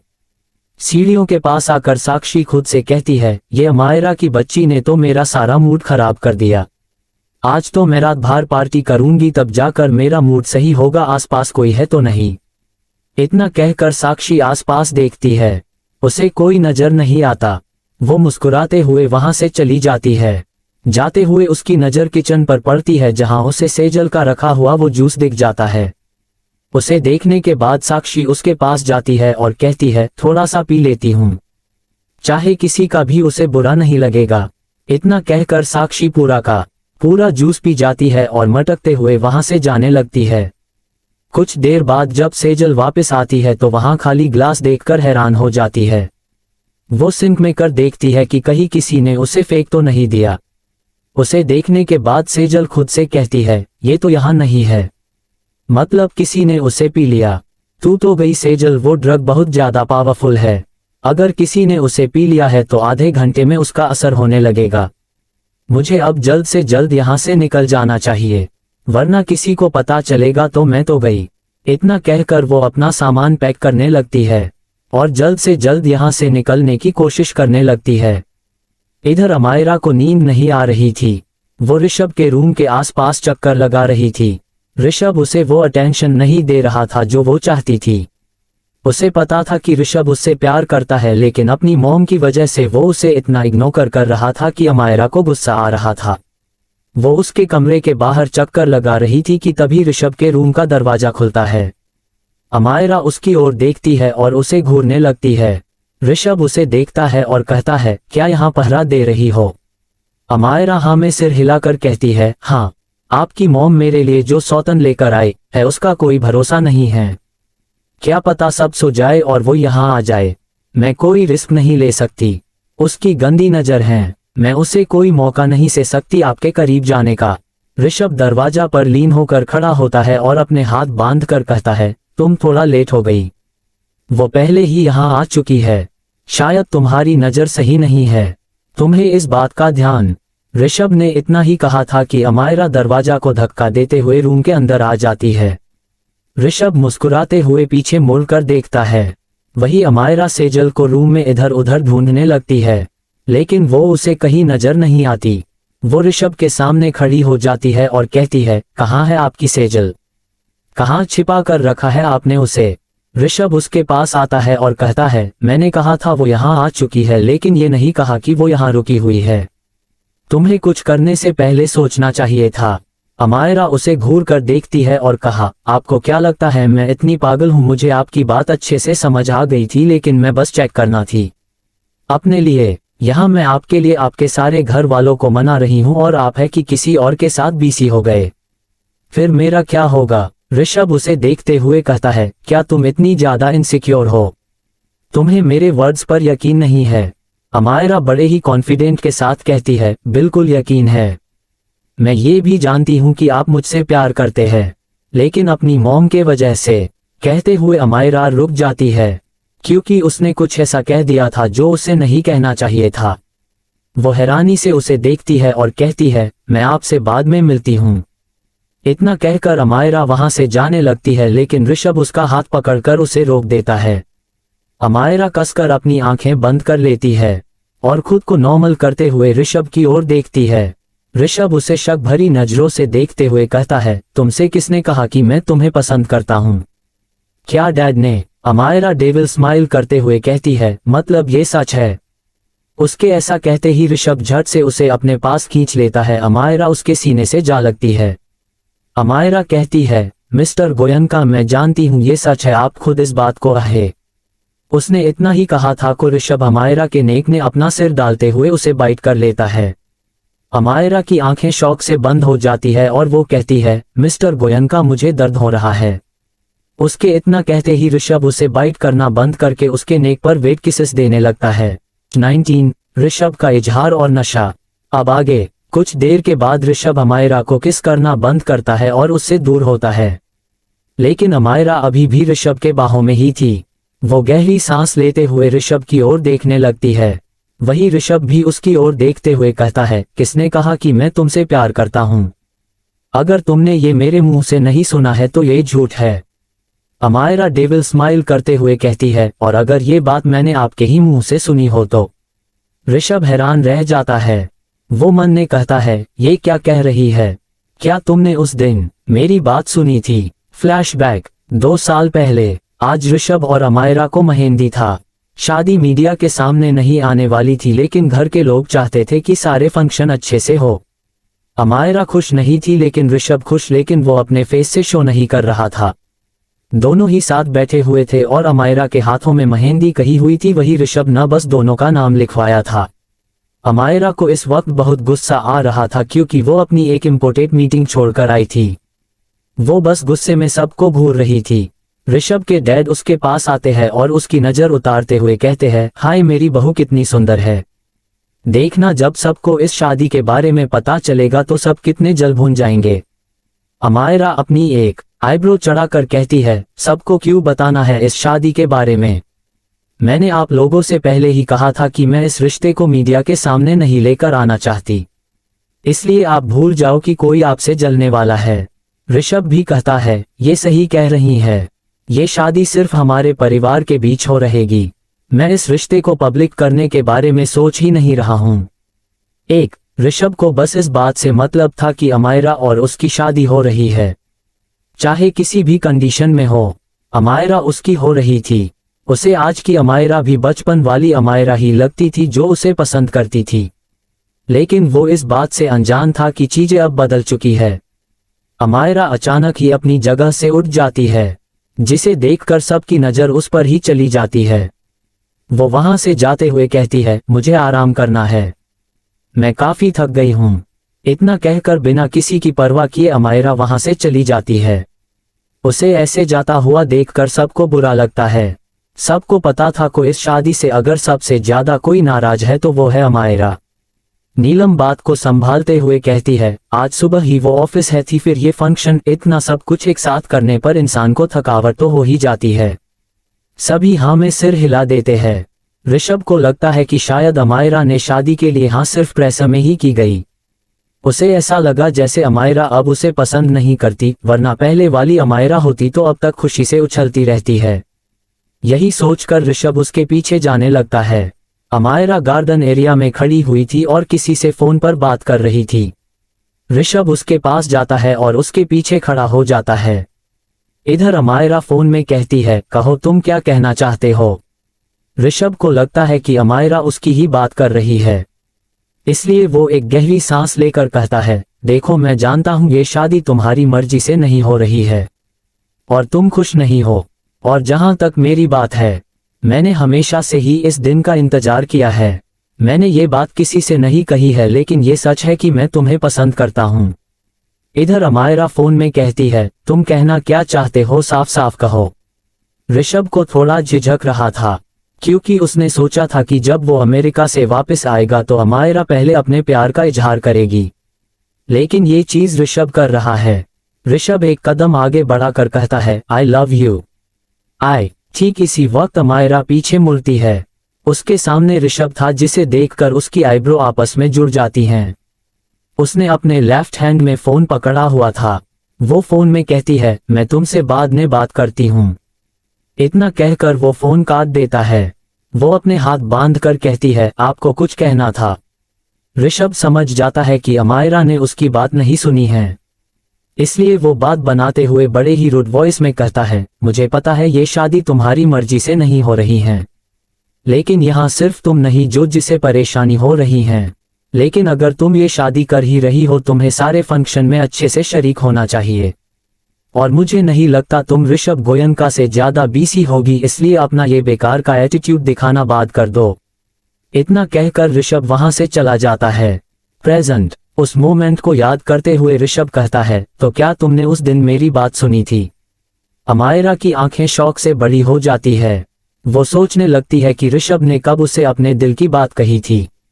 उसे कुछ याद नहीं आ रहा था, क्योंकि उसने उस दिन कुछ सुना ही नहीं था, लेकिन ऋषभ को शक न हो इसलिए वो कहती है, हाँ मैंने सुना था उस दिन, लेकिन मैंने ऐसे जताया जैसे मुझे पता नहीं है। मैं वक्त इस शादी से खुश नहीं थी ना। उसकी बात सुनकर ऋषभ को कोई शक नहीं होता। अमायरा इस शादी से खुश नहीं थी, इसलिए जाहिर था कि वो उस वक्त कुछ रिएक्ट क्यों करती। वो अमायरा को छोड़ देता है और फिर कहता है, अब तुम जाओ यहाँ से। अमायरा हैरान हो जाती है। उसका मुंह खुला का खुला रह जाता है। वो हैरानी से कहती है, क्या आपने मुझे सच में जाने के लिए कहा। ऋषभ उसकी ओर पीट करके कहता है, हाँ जाओ यहाँ से। मैं नहीं चाहता कि मॉम तुम्हें यहाँ देख ले।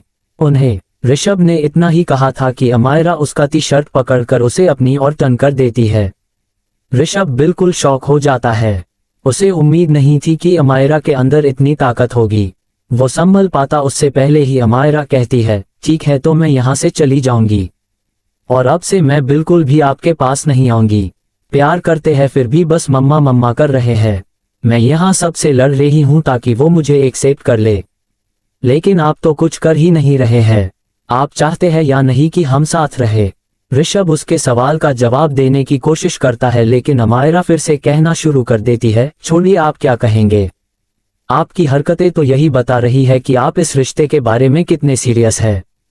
मुझे तो अब ऐसा लग रहा है कि आपके घर वाले तो मान जाएंगे, लेकिन आपके नखरे खत्म होने वाले नहीं हैं। अब से मैं आपके करीब ही नहीं आऊंगी। मेरा फोकस सिर्फ आपकी मॉम है। आप रहो बस खुद के साथ।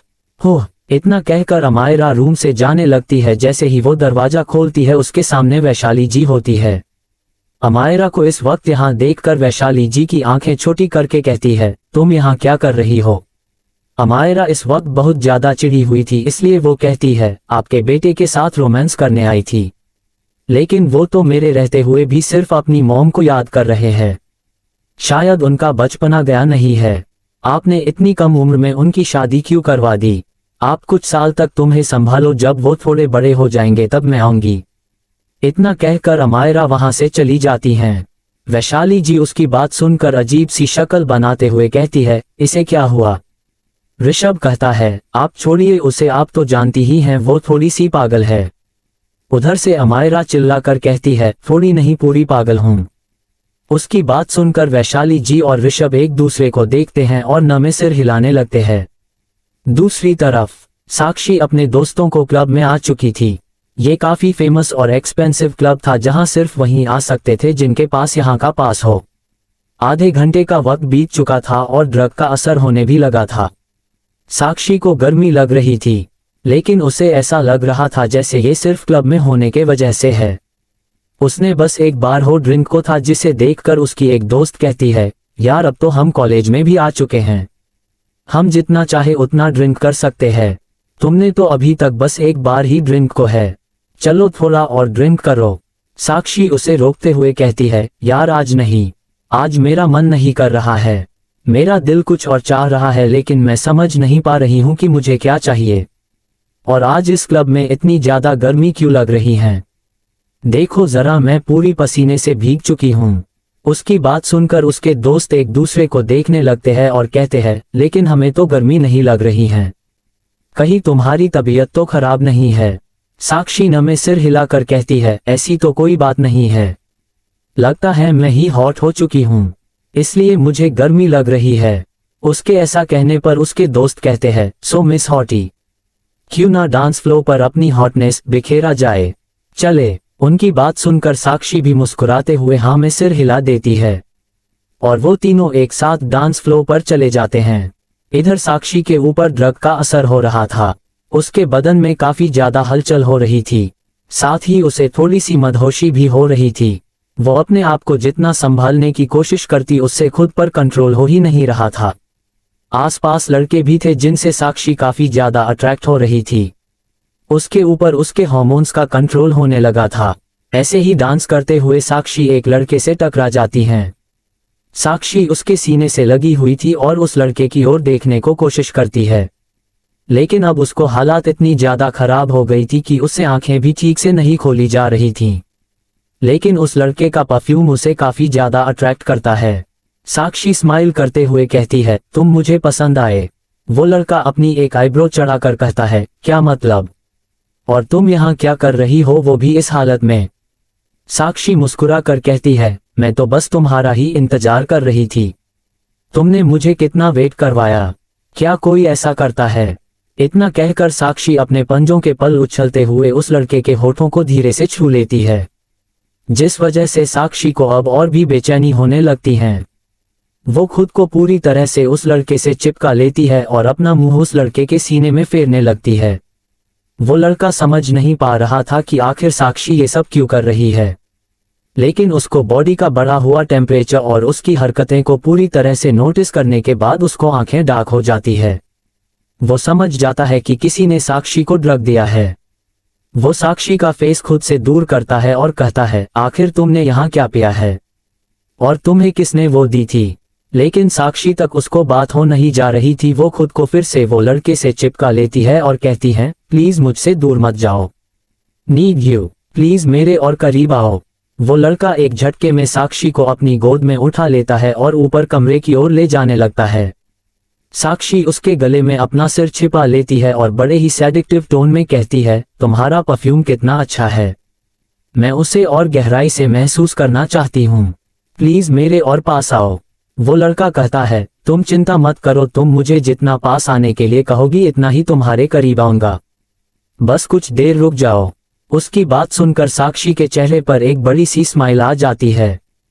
वो उस लड़के के सीने में हाथ फेरते हुए कहती है, तुम्हारी बॉडी कितनी स्ट्रांग लग रही है, क्या तुम इसे मुझे दिखाओगे? वो लड़का कहता है, अगर तुम्हारे करीब आना है तो तुम्हें अपनी बॉडी दिखानी ही पड़ेगी ना। साक्षी के चेहरे की स्माइल और बड़ी हो जाती है। वो लड़का साक्षी को एक रूम में ले आता है और उसे बेड पर लेटा देता है। वो साक्षी से थोड़ा दूर हुआ होता है कि साक्षी उसका हाथ पकड़कर कहती है, मुझसे दूर मत जाओ, तुमने कहा था तुम मुझे अपनी बॉडी दिखाओगे। वो लड़का कहता है, बस मुझे थोड़ा सा वक्त दो, मैं अभी आता हूँ। इतना कही कर वो लड़का दरवाजे के पास आता है, फिर आसपास देखने के बाद दरवाजा अच्छे से बंद कर देता है। हमारे चैनल को लाइक और सब्सक्राइब जरूर कर लिया कीजिए और इसी तरह हम आगे भी अच्छी अच्छी स्टोरी आपके लिए लाते रहेंगे। तो चलिए अब बढ़ते हैं आगे स्टोरी में। H20 अब इस लड़की को कैसे मनाऊं? अब आगे। नेक्स्ट मॉर्निंग ऋषभ ऑफिस के लिए रेडी होकर नीचे आता है और सबसे पहले उसकी नजर अमायरा के कमरे की ओर जाती है। वो देखता है कि अमायरा के रूम का दरवाजा बंद है, जिसे देखकर वो अपनी आंखें छोटी कर लेता है। वैशाली जी वही टेबल पर बैठी थी। उन्होंने ऋषभ की नजरों को भांप लिए। वो थोड़ा मुंह बनाते हुए कहती है, वो नहीं है, पहले ही जा चुकी है। ऋषभ बड़ी हैरानी से कहता है, लेकिन इतनी जल्दी? वैशाली जी अपने कंधे उचकाकर कहती है, अब मुझे क्या पता इतनी जल्दी क्यों चली गई, कोई काम होगा। उनकी बात सुनकर ऋषभ कुछ सोचने लगता है। उसका चेहरा उदासी से भर जाता है। उसने मन में कहा, कहीं कल के बाद की वजह से तो नहीं? अगर ऐसा ही चलता रहा तो मैं उसे खो दूंगा। कम से कम उसे इस बात पर भरोसा होना तो चाहिए कि मैं उसके साथ हूँ, उसे पसंद करता हूँ। डैड सही है, मुझे और सिर्फ अमायरा को ही अपने रिश्ते के बारे में डिसीजन लेना चाहिए। किसी को हमारे बीच आने का हक नहीं है, चाहे वो मॉम ही क्यों ना हो। इतना कहकर ऋषभ अपनी मॉम की ओर देखता है। वैशाली जी मुस्कुरा कर कहती है, चलो आओ तुम ब्रेकफास्ट कर लो। ऋषभ वहां से जाते हुए कहता है, नहीं मैं ऑफिस में कर लूंगा। इतना कहकर ऋषभ वहां से चला जाता है। वैशाली जी ने उसके चेहरे के भाव देख लिए थे। जैसे ही आने सुना कि अमायरा यहाँ नहीं है, वो थोड़ा उदास हो गया। वैशाली जी को ऐसा लगा जैसे कहीं ऋषभ उसे पसंद तो नहीं करता है। दूसरी तरफ अमायरा आज कपूर मैंशन में थी। वो इस वक्त सोफे पर बैठी हुई थी और सबको घूरकर, खासकर नीलम जी को। उसने नीलम से साफ कहा था कि वो अपने घर चली जाए और अदिति को थोड़ा टाइम दे, लेकिन वो नहीं गई और कपूर मैंशन ही रागिनी जी से अपनी सेवा करवा रही है। फिर उसकी नजर आशी पर जाती है, जो एकदम शांति से बैठी हुई थी। उसे डर था कि कहीं अमायरा उसके और साक्षी वाली बात उसके डैड को ना बता। अगर ऐसा होता तो उसे बहुत बुरी डांट पड़ने वाली थी।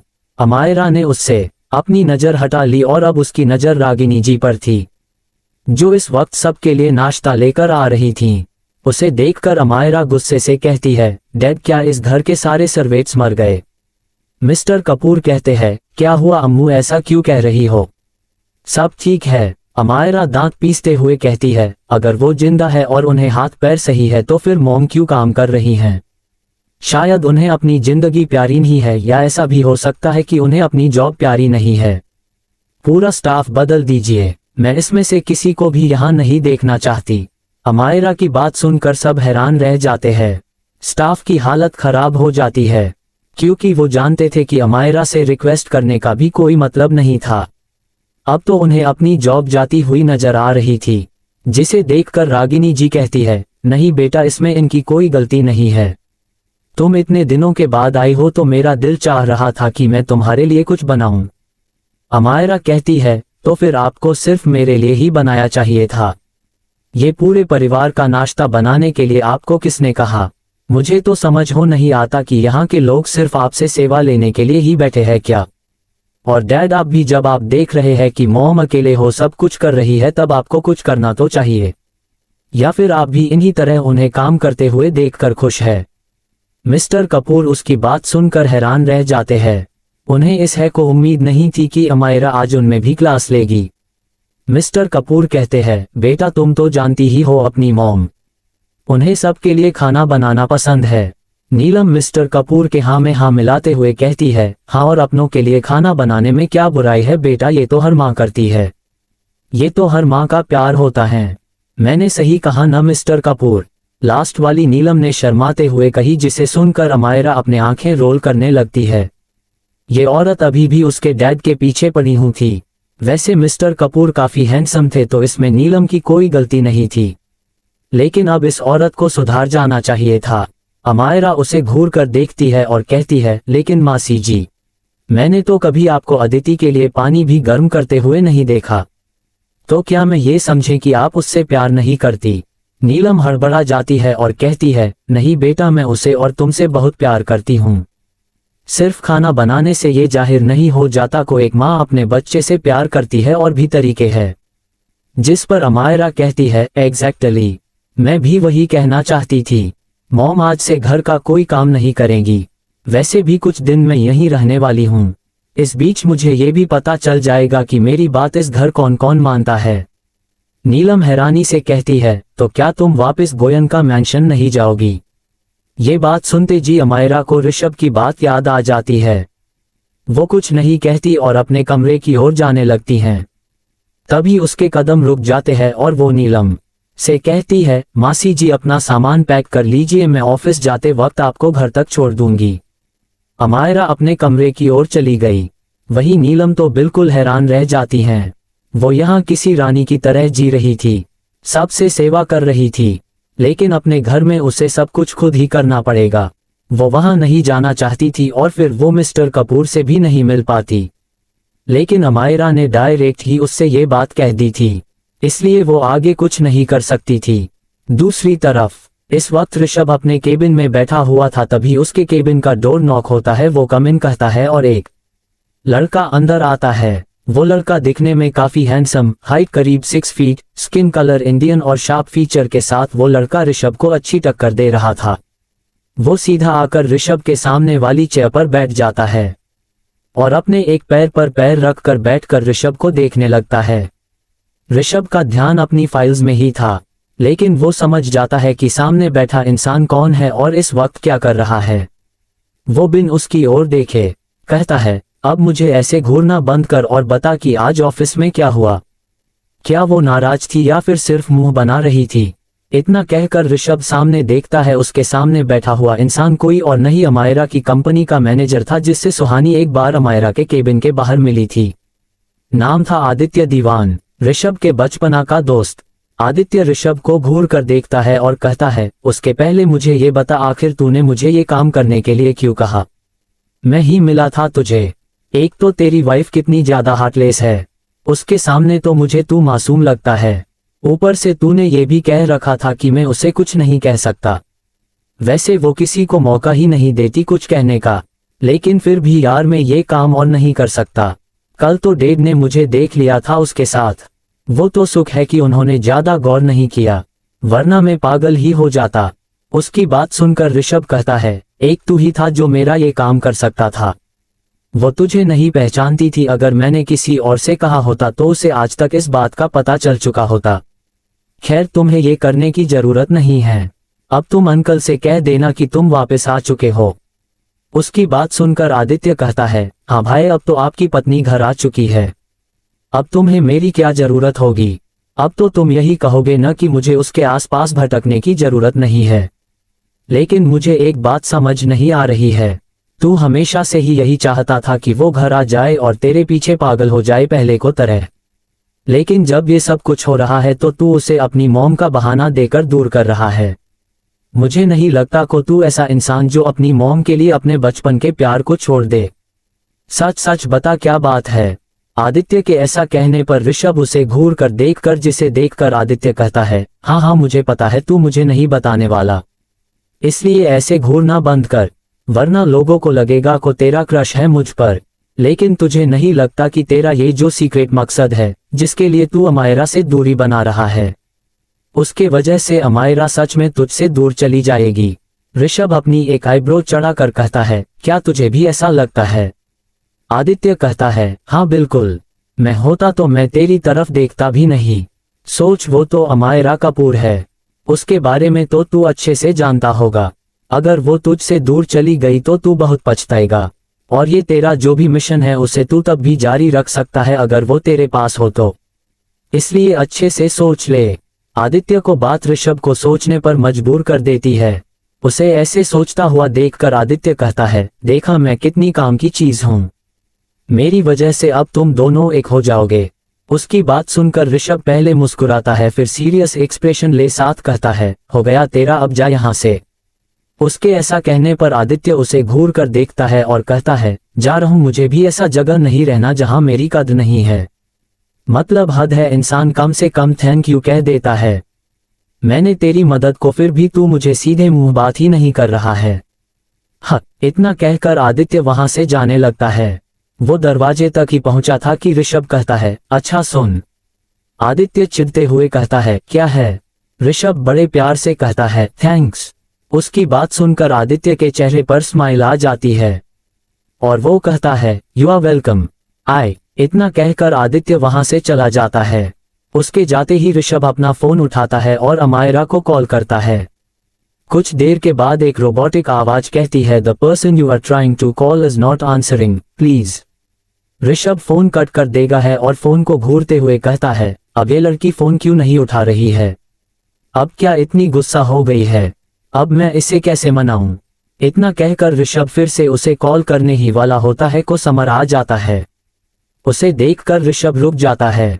समर एक फाइल आगे बढ़ाकर कहता है, सर इसमें आपके सिग्नेचर चाहिए और सब मीटिंग में लिए आ चुके हैं, बस आपका वेट हो रहा है।